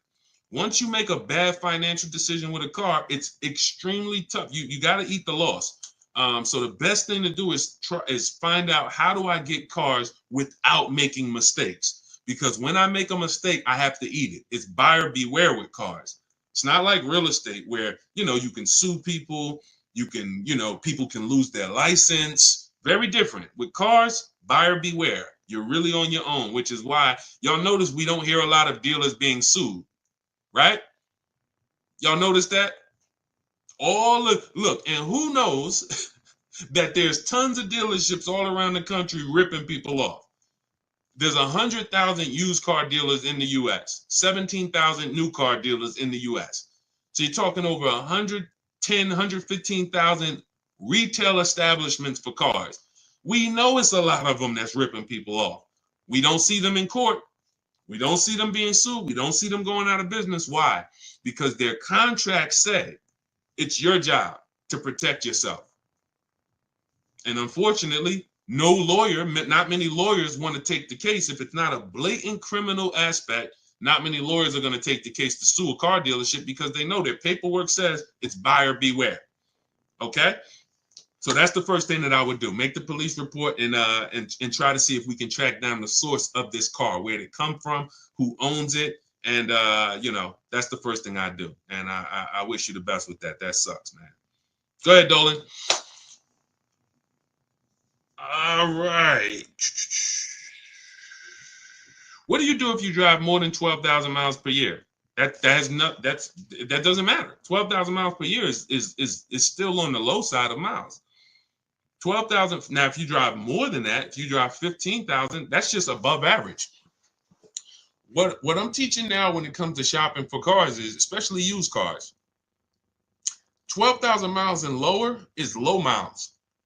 So right now we're in the 2025 model year. Whenever you're shopping for a used car, you want to ask yourself, what model year am I in? And usually after the fall, you're going to be in the next model year. So even if you're in 2025, okay, you could be in a 2026 model year. So then we look back and say, okay, if I'm looking for a 3-year-old car, average low miles is 10,000 miles per year or 12. Now, once you get up to 15, that's above average. That's not high yet. Above 15, 16, 17, 18, now we're getting to the high mileage. So it's not a matter of, 12,000 miles per year is really, it's still low. If you call it average, you can call it average, but there's nothing there's nothing that you would change based on you driving 12,000 miles a year or 15. And again, it has nothing to do with how much you drive. Leasing versus buying has nothing to do with how much you drive. The reason I learned about high mileage leases, I was a sales manager at Hyundai for a very short period of time, 6 weeks. It was a highway dealer on Route 1, New Jersey. It was literally like the owner's indicted. If you ever could imagine the typical highway dealership, this was it. And I've always worked at phenomenal places. I've always worked with great management teams, great sales staff, great culture. This was the opposite. This was like straight up, drugs in the bathroom, fights. I had to break up a fight between two of my sales team. It was just like, and it wasn't a physical fight, but they were about to fight. So I had to be peacemaker there. It was just 6 weeks. I said, thank you. I gave them the key back to the car that they let me drive, the demo. And I said, okay, thank you. God bless. This is not for me. But I learned something extremely valuable there. I had a customer who came back. He was returning his lease. He had 72,000 miles on the car. And I said, wow, you leased this? He said, yeah, I always lease. He said, I used to buy my cars and I would just make big down payments, $10,000 down payments. I wasn't getting the money back. And I just started leasing and I put a lot less money into the car. And when I looked at his paperwork, his lease payment for 25,000 miles per year was only like $150 more per month than what a normal below market deal would be. So if let's say a below market deal on a Hyundai back then, Sonata was like, let's say, $299 or $325, he was paying like $500, and let's say it was $325. I remember looking and saying, this is like $150, $175 more, but you're driving 25,000 miles per year. Now, fast forward, if he's driving 25,000 miles per year and he bought the vehicle, and then he comes back in 4 years with 100,000 miles on it, he still owes a ton of money, because y'all got to realize when you take out a car loan, your car loan moves so slow, doesn't it? You look at your loan, and 2 years later, you're like, wait, I still owe all of this? Yeah, it moves very, very slow because it's amortizing. So you don't really start seeing that the car loan's being paid off until when you got like 2 years left. But the first 3-4 years, you're like, man, I'm not even making a dent in this thing. Which means when you come back in 4 years with 100,000 miles on your car as a high mileage driver, your car is worthless, not worthless, but literally it's probably worth half of what you bought it for, but your loan is still very high. So when I saw that, it's like, wow, that's when I began to teach my clients in the dealership about high mileage leasing, because I had never experienced it before then. I had never really experienced, I never saw it. It didn't click until then. Has nothing to do with how much you drive. Has everything to do with how long you're going to keep the car. That's why Step one in my book is called the most important question. There's nothing more important than this. How many years? Hey, Tawana, what's going on? Thanks for tapping in. There's nothing more important than how many years you're going to keep the car. Because if you were buying, and we'll wrap this up with this statement, if you were buying a depreciating anything, if you sat down with a financial advisor and you said, okay, I want to buy this stock, and they told you, well, this stock has a short-term depreciation, but in the long run, it goes up. Well, can you explain that to me? Okay, well, the people who buy this stock, it goes down tremendously for 5 years, but then it shoots up for the next 6 years. You'd be like, okay, well, I'm only going to keep it about 5 years. They would tell you, then don't buy this stock. You say, well, I'm buying it anyway. Well, that's a bad decision. That's what's happening with cars. You're looking at cars. Every car you look at is going to go like this for the first 5, 6 years. So when you buy it, but you're not keeping your car more than 4, 5, 6 years, you literally, right when the car is going to start leveling out in depreciation, which means this is the reward stage. This is the benefit to you for buying the car. You went through this hell. Now it leveled out, and you have a vehicle that you paid off that you can keep for 4, 5, 6, 7 more years, paid off, not really losing value. That is this is the purchase. This is who should be purchasing. If this is not you, you're just riding this roller coaster down, and then you go and you get another car, ride it down. It has nothing to do with how much you drive. And the more you drive, the steeper the decline is over the first 5, 6 years. Understand this. All right. I think we made everybody clear on that. If you're clear, type $signs if you got that. Type $signs if you got that. Okay, everybody clear? Type $signs if you got that. Let's see. Okay, I see you, Dark Star. I see you, Tawana Bank. Okay, I see you. Okay, I see you, Sugar Mama. Okay, Sharon. Perfect. That's what all right. We want to make sure you are locking these concepts in. These concepts do not change. We are so far ahead of what's being taught in the market. You don't have to worry about these principles changing pretty much in our lifetime. Something would have to drastically change with cars for these principles to change.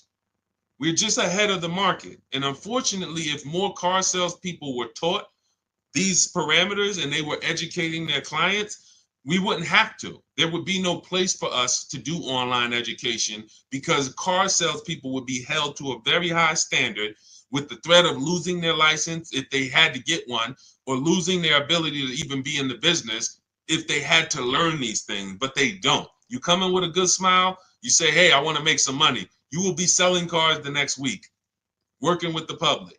Never sold cars a day in your life, don't know about loans, depreciation, resale value. Come on in, say, hey, all you got to do, if anybody's looking for a job, you want a career change, you just like, man, you know what? I think I would go right into a car dealership. You go into 10 car dealerships, say, hey, can I speak to the manager? Hey, look, I'm looking for a job. I just really want to make money. And you know what? I think I got a good personality. You'll have a job. You'll be selling cars in a week. That's who's helping you make $50,000, $100,000 decisions. That's who's helping you. So protect yourself. All right, my car insurance told me that insurance would double on the lease versus a purchase. That's just not true. You need to shop other insurance rates. That's just not true. Now, if you have a vehicle that has, you have if you maybe have a liability only policy, but full coverage is full coverage. If we got to, watch this. This is interesting. When you lease, what shows up on your credit report, when I lease, like, let's say I lease a $30,000 car. Let me use my car. The last lease I had was a Jeep Grand Cherokee. Jeep Grand Cherokee. I see you, Presario. I see you, Stately Natural. Thanks for tapping in. I see the $signs, Instagram. What I noticed, like, all right, I got a $33,000, $35,000 Jeep Grand Cherokee Laredo, 2018. I leased it for $330 a month. No money down, $330 a month. I paid about $12,000 over 39 months. When I pulled up my credit report, that's the amount that shows. 12,000. 12,000.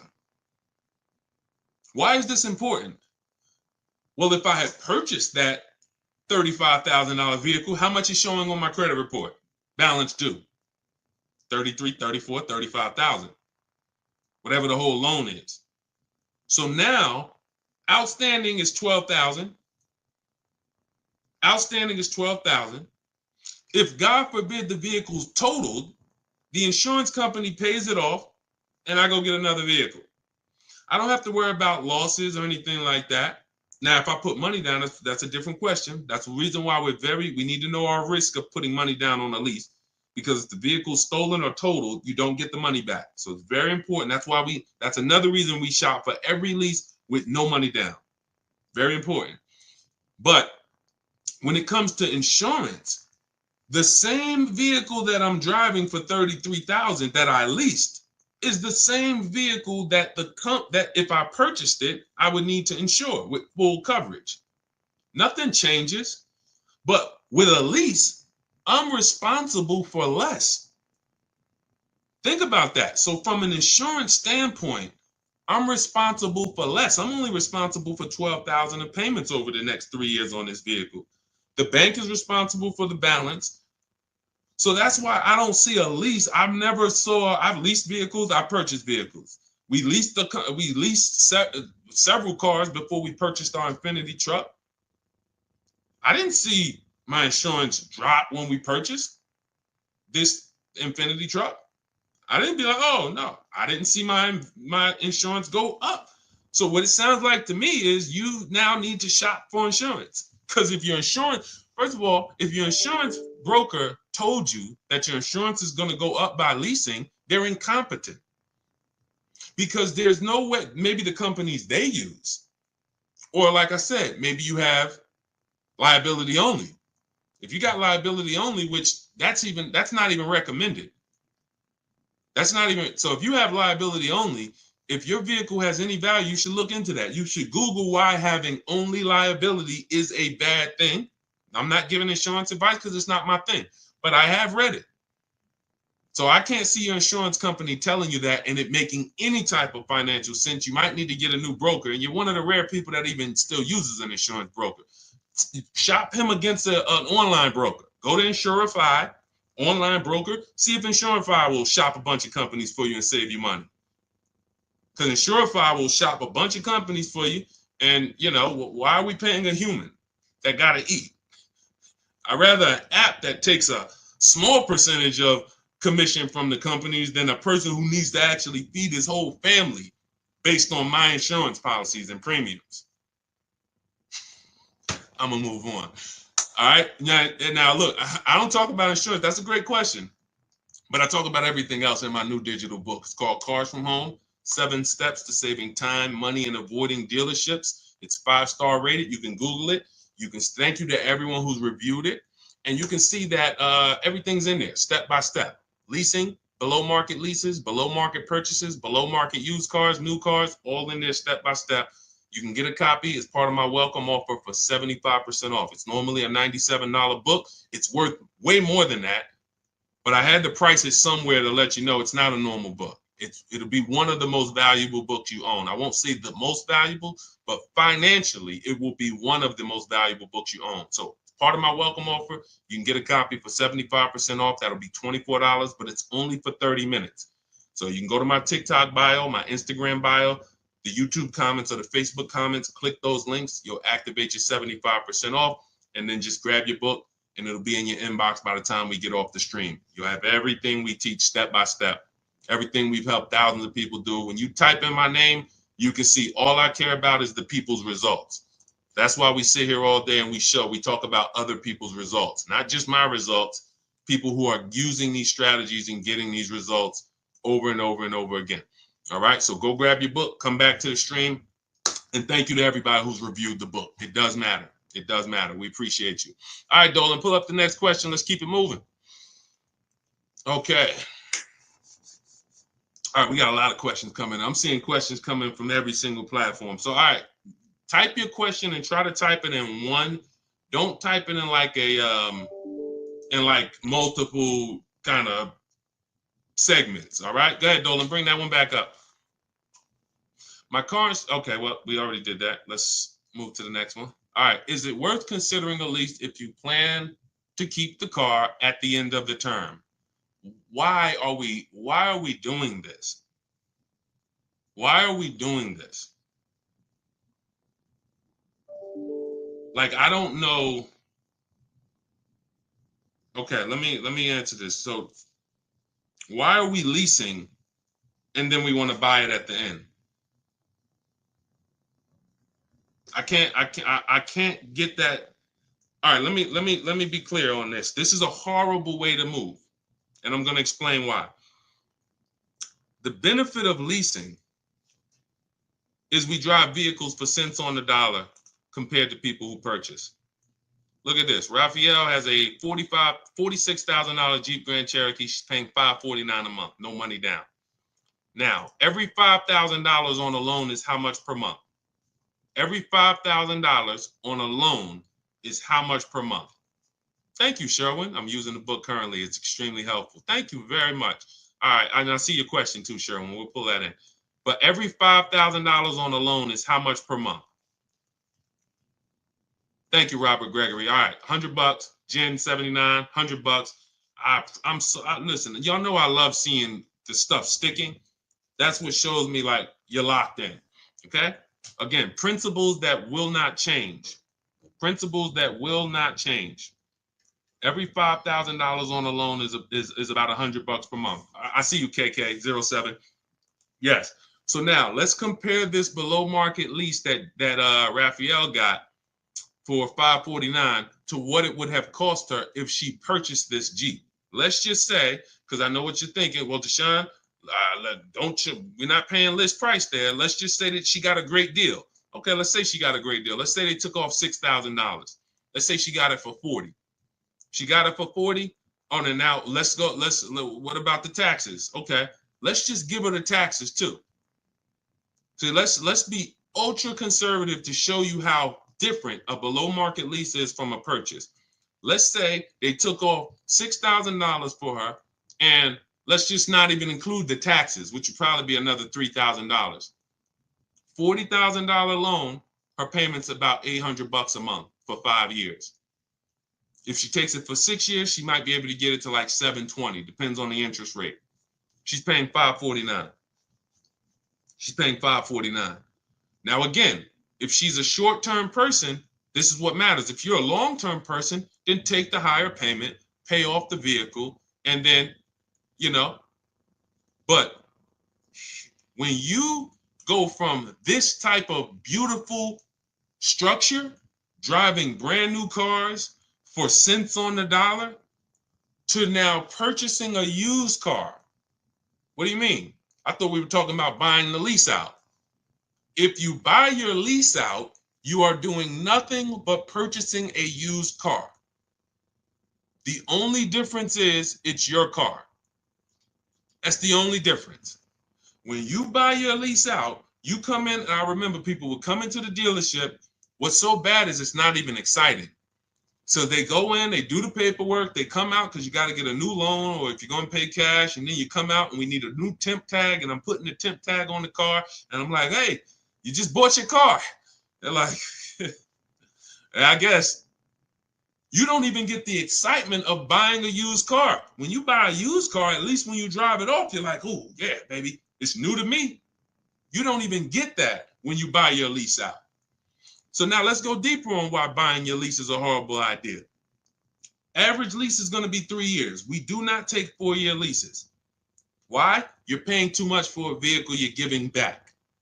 Add up the payments. The value with leasing is when you add up those payments compared to what you bought, the MSRP, it should be low. Should be a low percentage of what I drove this much car for this much money. Great value. So when we take 4-year leases and there's 4 years of payments for a vehicle we're giving back, bad value. So now, average lease is 3 years. In order, when you buy your lease out, in order to get a payment that is somewhat close to what the original lease payment was, you're going to have to take another 5 or 6 year loan. Now you've already had it for 3. Now you're coming back and you're going to buy the balance for 5 years. Let's give it the minimum. How many years on the loan is that, people? How many years of payments on the exact same car is that? Thank you, Sharon. Thank you, Tanj. 8. 8. Nope, Jim. It's 84. No, I'm wrong. It's 96 months. Jim says 72 months. No, it's not. 72 months would be 6 years. That's the max loan that we take. In my book, I have something called the rule of 72 and the 10th birthday, which means you should never take a loan longer than 72 months, and your car should be paid off by the 10th birthday if you want to avoid the risk of having an older car with a payment. Things can go wrong and you still have a payment. So we never take a loan. So 72 months, Jim, is 6 years. When you buy your lease, when you lease for 3 and then you buy it for 5 years, that's 96 months of payments, 8 years of payments on the exact same car. What smart person is taking 8-year loan? Anybody signing up for that? Any of you walking into a dealership saying, hey, give me the 96-month loan?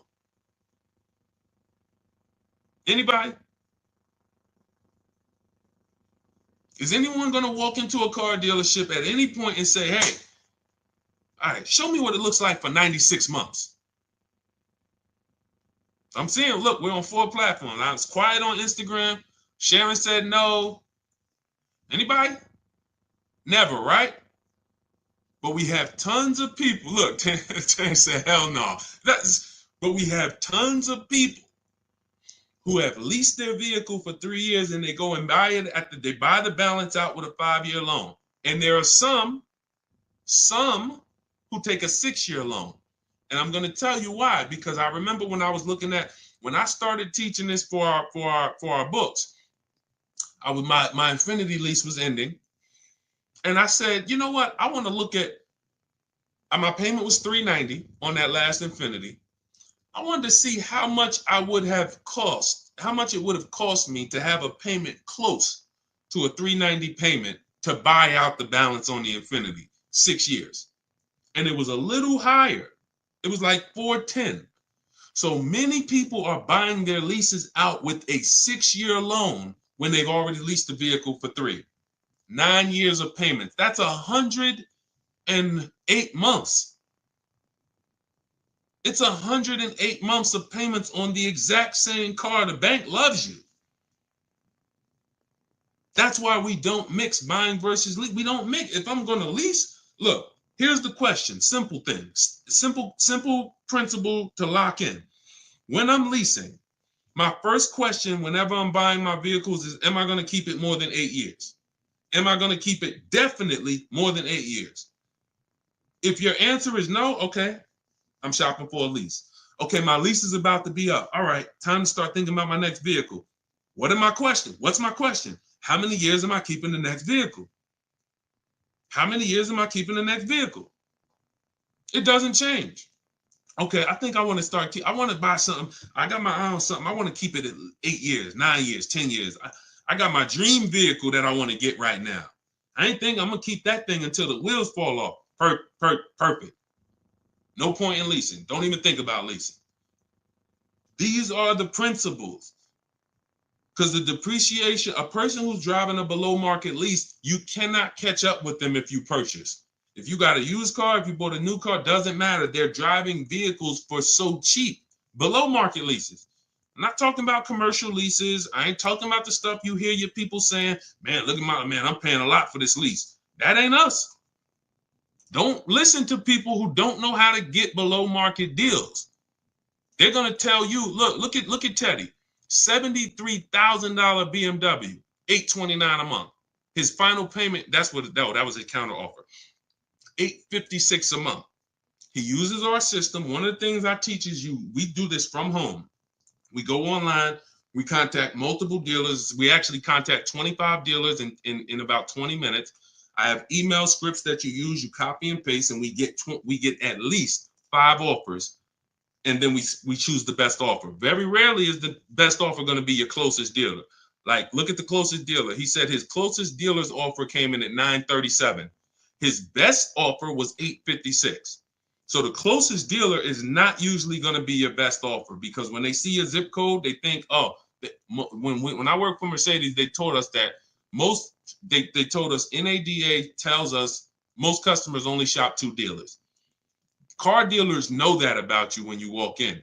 So that means, all right, we're going to talk to this person. Odds are they're not going to shop us, and they're going to try to negotiate with us, and that's okay. We'll tell them we're giving them a good deal. We'll take off $5,000. We'll show them this, but we'll never give them, see, 8 out of 10 dealers are not going to go below a certain number. So you don't know that when you say, look, you might think, let me show you how dangerous negotiating with a dealer one-to-one is and why we never do it. You take somebody like Sean. Sean gets $21,000 off of his F-150 Lightning. If he had negotiated with one dealer on this, let me go to his follow-up, because he was asking me, did I think this was a great deal? And I said, well, if it's your best offer, then it's a great deal. Hold on. Let me see. Can I find this follow-up on Sean? See, I want y'all to understand, we never talk numbers in a dealer. We never talk numbers in a dealer. You don't have any leverage. You cannot shop competitors. And the only way that you're going to get a great deal is shopping competitors. In fact, I don't need to go deep on that. I don't need to go deep on that. When you don't shop, when you don't step back and get multiple offers, somebody might take off $7,000. There's somebody who bought an F-150 Lightning just like Sean, just like the $21,000 discount I just showed you with Sean. And they were in the dealer and they were negotiating back and forth, back and forth, back and forth. And that guy or that woman went home and said, guess what? I got a great deal on this truck, $73,000. Guess how much I got him to take off? Oh, how much? $12,000. Ooh, $12,000. That's good. That's the biggest discount we ever got. Yeah, I roughed him up. Yeah, he didn't want to do it. But meanwhile, what do we know? Sean shopped the whole market, got multiple dealers, saw several offers, saw the $12,000 discount, saw the $7,000 discount, saw a $15,000 discount. And then this one dealer comes in who's far away from him, who said, hey, I'll take off $21,000. I'm on my way. That's why we never talk numbers in the dealership. That's why our system is called Cars from Home. 90% to sometimes 100% of what we do and how we get these below market deals is done from home, not in the dealership. So all of this is in my new book. It's a digital book, so it'll be in your inbox in minutes. You can get your copy as part of my welcome offer for 75% off. It's normally $97. You can Google it, Cars from Home, 7 Steps to Saving Time, Money, and Avoiding Dealers. You'll see it's 5-star rated on Goodreads. And you can get your copy for 75% off. You won't pay the normal $97 price. You will be you'll get yours for $24, but it's only for 30 minutes. So go to my TikTok bio, my Instagram bio, the YouTube comments, or the Facebook comments. Click that link, and then you'll see that we have you'll see the countdown. As long as you get there before the 30 minutes, you got yours for $24. That's our welcome offer. And make sure you screenshot the thank you page, because on that page is the link to open the book as soon as you purchase, but it also is my support team's email in case you type your email address wrong. We can't send a book to an incorrect email. So if that book is not in your inbox in 10 minutes, just email my support team and we'll get you the book. All right, that's my welcome offer. Go get your book. Come on back to the stream. All right, go ahead, Dolan. Let's keep it moving. I know we got some more. I see KK. I see we got a... Go ahead. That's a good question. New presidency, but we'll get to that. I drive 30,000 miles a year. Well, we already hit on that. I actually answered that already about high mileage leasing. Not we anybody who just jumped on and you drive a lot of miles, 18,000, 20,000, 25,000, 30,000. You want to go jump on YouTube. Watch the early part of the stream, because that we saved the stream, or Facebook, and you'll see we went deep on that for about 15 minutes about how leasing has nothing to do with the mileage you drive. I gave you examples of high mileage leases, Jen with her 18,000 mile a year lease. And then I talked to you about when I learned about high mileage leasing, which is when in Hyundai and my client who came in with a 25,000 mile a year lease, and they were only paying $175 more per month than a great lease. So yeah, just go back and catch that. Go ahead, Dolan.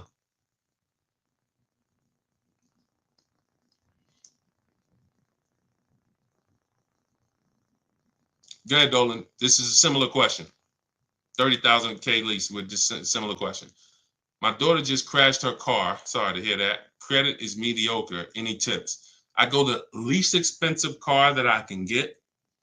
When we don't have when we don't have the credit, one of the worst things we can do is to tie up money in a long-term deal where we take all right, let me put it like this. In my book, I have two strategies.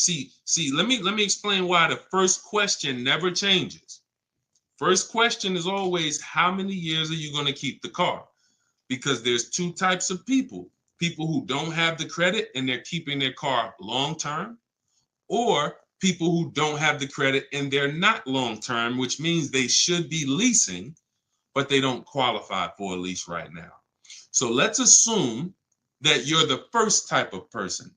You're going to keep the car 8 years or more, but the credit's not good. Your mission is to make sure you get a great car. You can use our strategies, new car, used car. We need to get a great quality car below market below market price.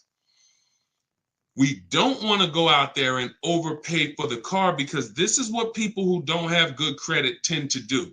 You go out with desperate vibes, desperate energy, and you basically say, whoever can get me in a car, I'll sign up for it.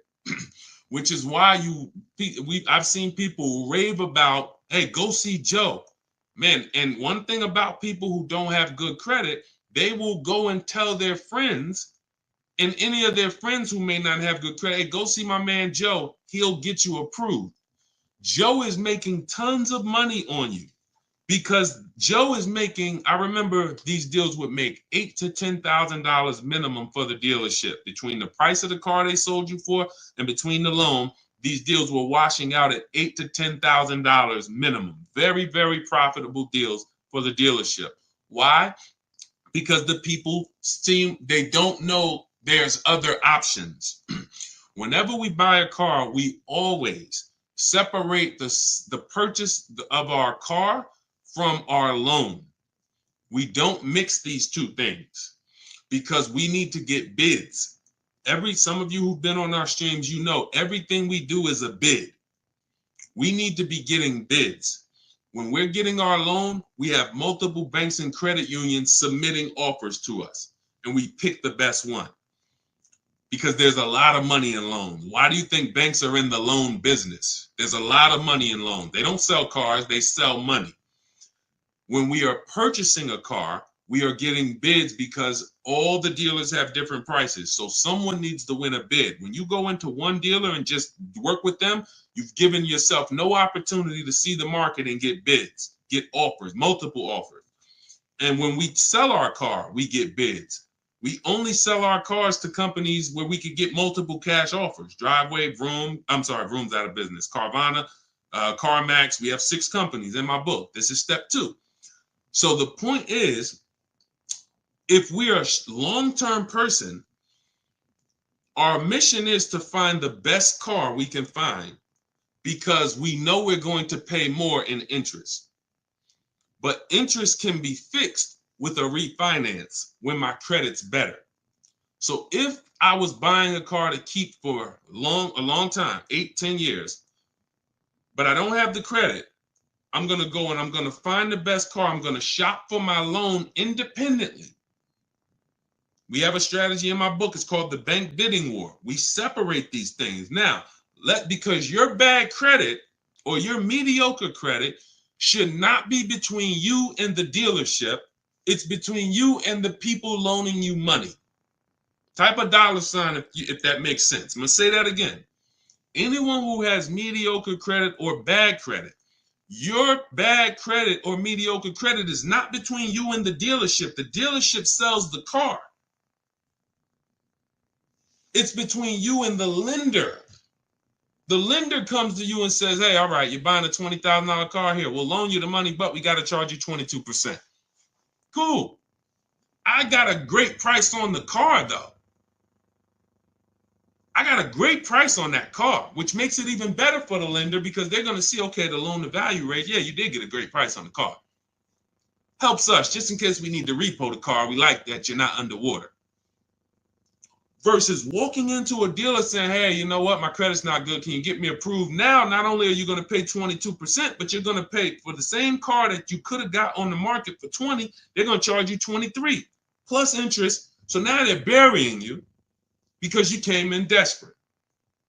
So my mission would be to find a great car, shop for my loan separately, and then realize, all right, if I'm paying 22%, all right, let me work on my credit. Work on my credit. Great. Year from now, 18 months from now, I got good credit. Let me refinance this car loan. I'm keeping the car though. That's different than a person who's not going to keep the car. It's a short-term person. If I'm a short-term person, I should be leasing, but I can't qualify for a lease right now because I'm not at like a 660 credit score or higher. Let me just shop. All right, let me go and I'm gonna buy an inexpensive car, least expensive car I could get, $10,000, $12,000 quality car, and then I'm gonna flip out of that car in 2 years. I'm gonna have 2 years of on-time payments, build up my credit, and then I'm flipping into a lease. Everything we just laid out is not what most people do. Most people will go in, they say, look, my credit's not good, but I want to get that $23,000, Honda Civic with all the features. Honda Accord with all the features that I want. Boom. Now they're overpaying for the car, not really shopping for a quality car.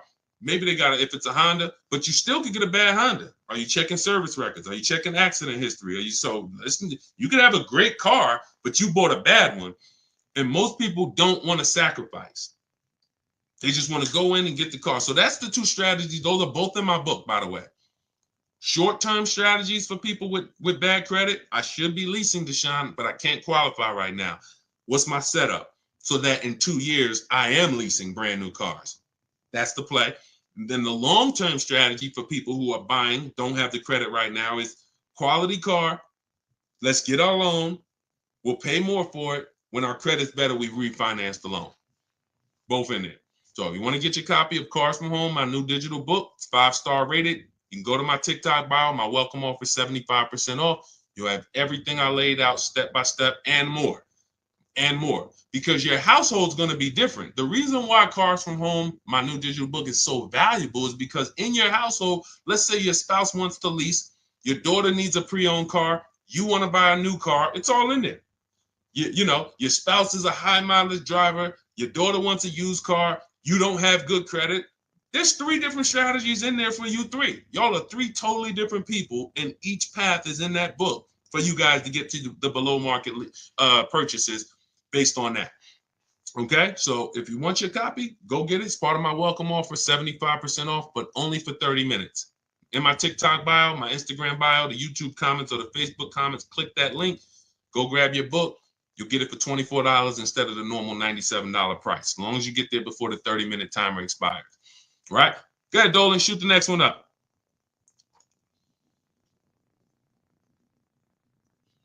Who's getting value out of the stream? Type a dollar sign in the comments.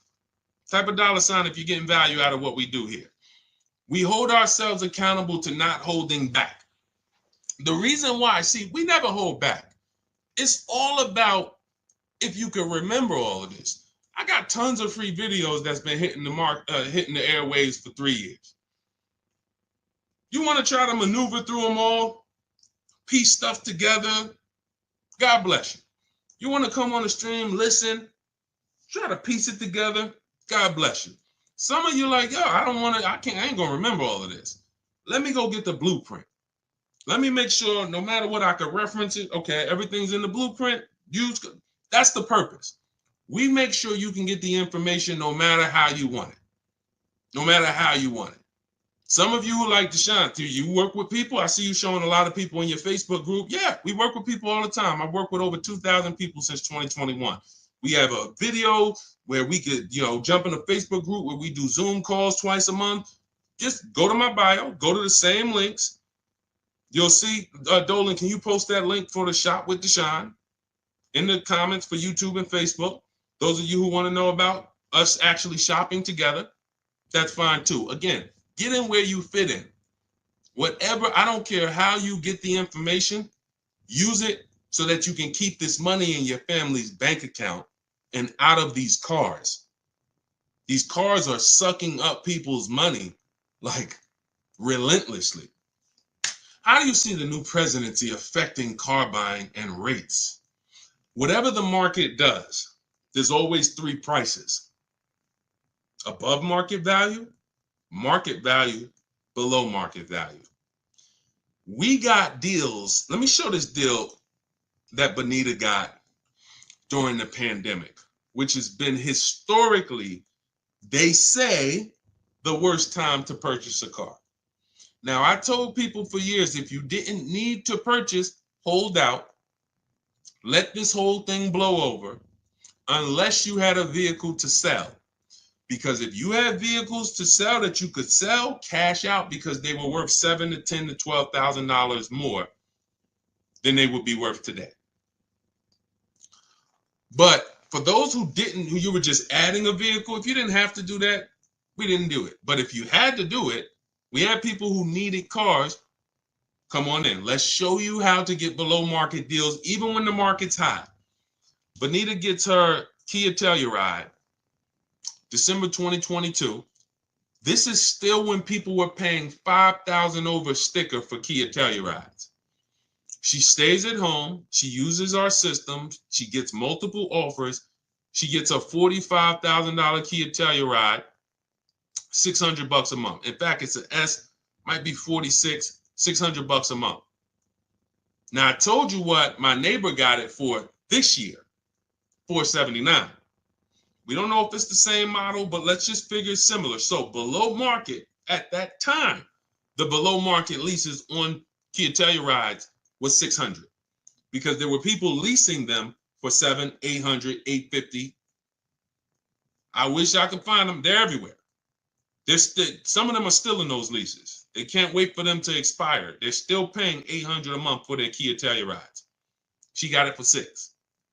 So no matter what the market does, the key is knowing how to get below market deals. And how do we get below market deals? It's very simple. We need to get enough offers to see the market, and then we pick the best one. It's very simple.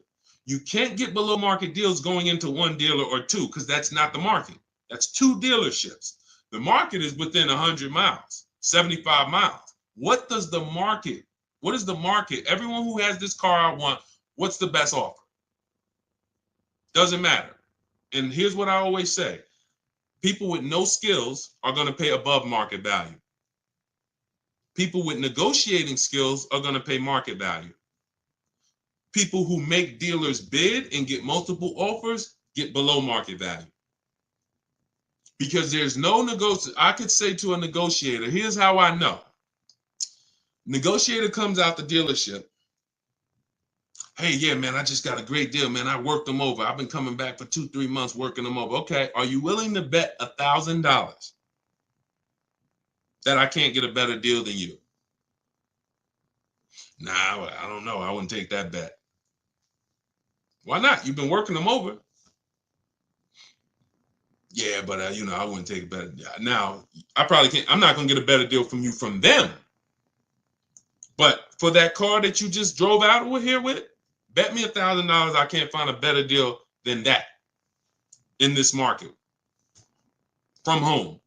Nah, I'm not gonna take that bet. That's why negotiators don't get below market deals. There's no confidence that they actually got a below market deal because they haven't seen the market. They go into one dealer, maybe two, they negotiate. There's no confidence. On the opposite end, you could have a person with no negotiating skills, which is what I love. The people with no negotiating skills, you're the people who we love, because you don't come in thinking you got the whole thing figured out. Negotiators, you got to come in unlearn because they want to bring all this old stuff that they do into a new system. You can't put new wine in old wineskins. So you come in, blank canvas, somebody like Zafrina, stays at home, $65,000 Jeep Grand Cherokee electric vehicle, $579 a month. It's her best offer out of all the offers. She said, look, used all the scripts, email scripts, contacted the dealer, sealed the deal on this lease, $579 a month. That's a 0.88% lease. She didn't get that negotiating. That didn't come from negotiating. Look at Ansley. In fact, look at Rosalie. $60,000 QX60 Infinity 2024, $592 a month. I'm gonna leave that up for the people who will read it. $592 a month. Not from negotiating. She didn't get that going back and forth, sweating, sitting at home, letting the market come to her. So a presidency is not going to change anything. No matter what the market does, we are going to be getting below market lease deals, below market purchase deals, below market used car deals. It's not going to change. People with no strategies are going to just broadcast to you. There's no deals out here. When you hear that, don't believe it. Look, if you're in our world, all you'll do is just feel bad for them, man. Listen, man, you should check this book out. Get all these offers, man. You like call around. Even if you tell them, call around. Get at least 5 offers. Even if you can't get them to come over to our world, totally. Hey, call around, man. Call a couple dealers. Get at least 5 offers. Don't just go to this one-to-one thing. Oh, man, yeah, cars are expensive now. Anyone talking like that, they don't know how to shop. So what they want to do is broadcast that to you and have you be like, oh, there's no deals out here. Now you walk into a dealership and you just like, hey, yeah, man, you know, I know it's no deal. I think about we used to get deals back in the day, man. We would get big discounts off, and the car salesman sitting there like, yeah, it's crazy how the market's changed, right? Like we can't even, you know, these cars are now selling for, you know, there's no cars out here, right? You know, inventory is still limited. Is it? Yeah, man, it's, yeah, after the pandemic, you know, we had the pandemic with the chips, you know, we had the, you know, then we had the strike. You remember the auto worker strike? Yeah, that's right. Dang, man, it's like we just keep getting hit like, oh, and then we just got to pay it, right? It just falls on us. Yeah, it's sad, but look, here's what I do. I'm going to talk to my manager, and we're going to make you the best possible deal we can. I guarantee you that. All right, man, you're going to have to work with me. Man, you sitting there with a shark. You are blood in a shark's mouth. He can taste it. You just said everything I need you to say for me to know that I'm about to make 5, 10. I might make a $1,200, $1,500 commission on you because I'm gonna make 10 grand for the dealership. These people are not your friends.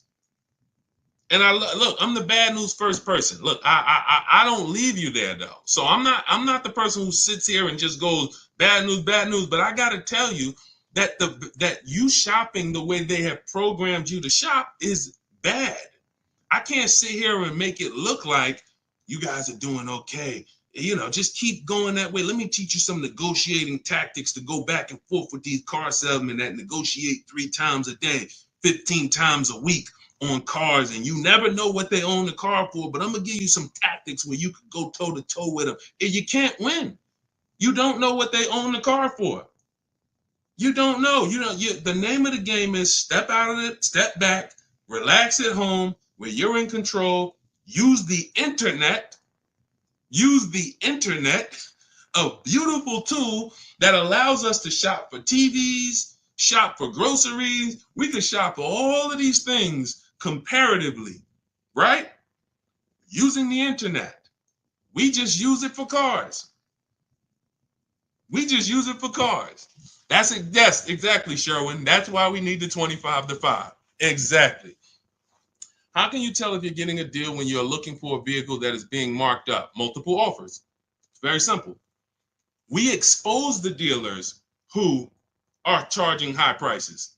Let's go back to Teddy's deal. I would assume that on Teddy's BMW here, $73,000 BMW, he said his highest offer, he said, I received 10 offers. I only used the scripts provided. That's the email scripts. closed on a 2024 BMW i4 M50, $856 a month. His highest offer during this process was $1,123. There's no doubt that that was a marked up offer. That dealer is going to sell that car to someone else. But when we shop, we're talking to people online by email, and we're getting their best offers. Some dealers' best offers are marked up. That's just what they do. They would rather not sell the car to us because they know someone's going to walk in tomorrow that I could sell this car to for $1,100 a month. No problem. It's just not going to be me, or it's not going to be one of us. But that's okay, because if they weren't selling it for $1,100 a month, they wouldn't have made that offer to Teddy when he gave them everything they needed to make him an offer. Here's our offer, Teddy. Take it or leave it. It's $1,100 a month. No problem. But I got another offer for $986, and his best offer ends up being $856 a month. So it's not about negotiating with dealers with markups. It's about exposing the dealers who don't have markups.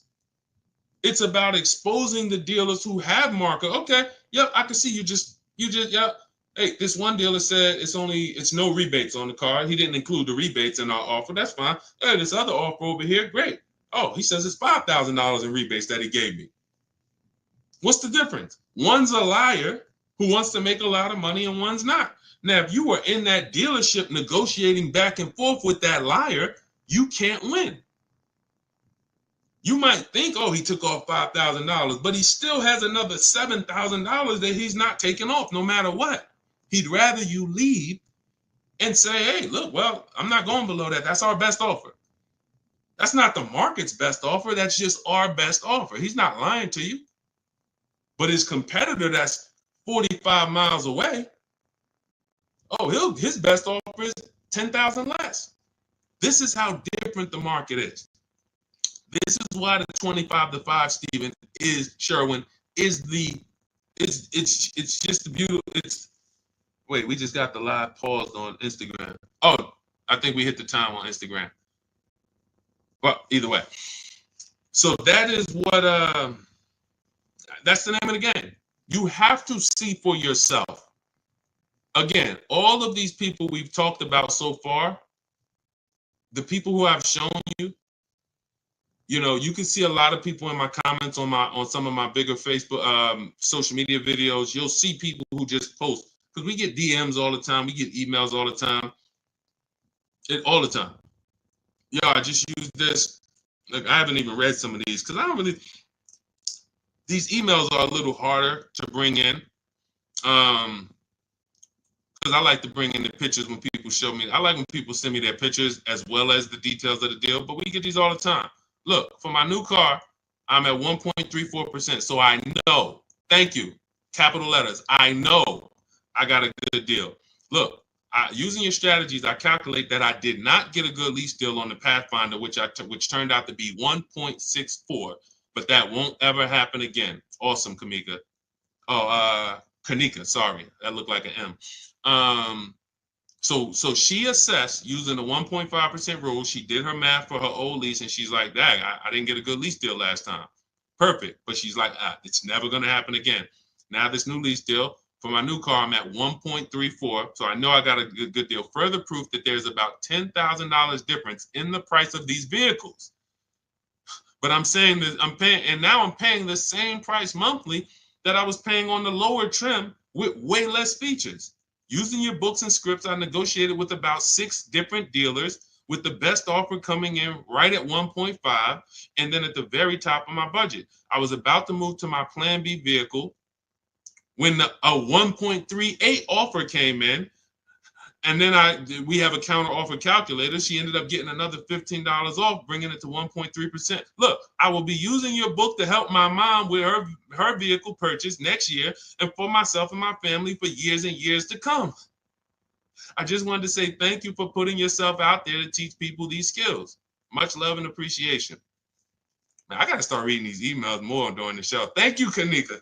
That just gives you a nice, warm, fuzzy feeling. See, I don't care about nothing else but people keeping money in their house. That's what I hold myself accountable to. All of these people out here teaching stuff, and if they ain't getting results for their people, they shouldn't be teaching. I don't care about no followers. What the heck do I care about followers if the people who following me ain't saving money on cars? What does that do? Oh, you got 2 million followers. Who's saving money on cars? Who's not going to dealerships? Who's sitting at home enjoying car shopping? Probably about 50,000 of them. That's who I care about. I appreciate all the 2 million, but the 50,000 is who. They're the ones who results. That's all I care about, man. Thank you, Kanika. That's beautiful. I might have to read one more. Hold on, because I pulled these into the show, but I'm like, I haven't read them in a while. Hold on. Thank you so much for these resources. I read your entire book last night. I've already been underway and trying to put my deal together. What a great book. I have my quotes together, and now I'm ready to take the next step with the calculator. We have like 5 calculators in the book that we invented. Can't get them on Google. Literally counter offer calculators, budgeting calculators, stuff that, we invented. Wrote the code for it. It's in there. However, he just said, however, I do see your lease calculators for 12,000 miles per year. Do you have something I can use for 15 per year? So that was just a question that he wrote to me, just saying how great the book was and him having a strategy. And then, once he gets to the next stage, he sees we adjust the miles after. So again, it's all step by step. When we accept offers at 12, but we know we need 15, we always see sometimes because people think ahead, they're like, wait, hold on, I need 12, I need 15, I need 18, but it said we shop for 12. But once you shop for 12 and we're reviewing our offers, that's when I say, now here's when we pick the best offer and then adjust our mileage with that dealer. We need to find the best dealer first, then we adjust our offers. Okay? But yeah, I mean, it does. See, it's the confidence of having a plan. You can hear that when he was writing, he's like it's different. I'm shopping with a plan now. I'm not out here winging a $50,000 transaction, kind of shooting from my hip, hoping I don't make a mistake. It's like I have an actual process to follow, designed by a car dealer or a car salesman. I wouldn't call myself a dealer, even though for 4 years I ran a brokerage. So technically that is a dealer, but I've been inside car dealers for 14 years. So we wrote the process from the inside. So, okay. All right. All right, let's go, Dolan. I know, Dolan, you said we trying to go 2 hours, but I don't know, man. Like, text me in the private chat, man. I don't know about it. After about like my voice, let me drink some water.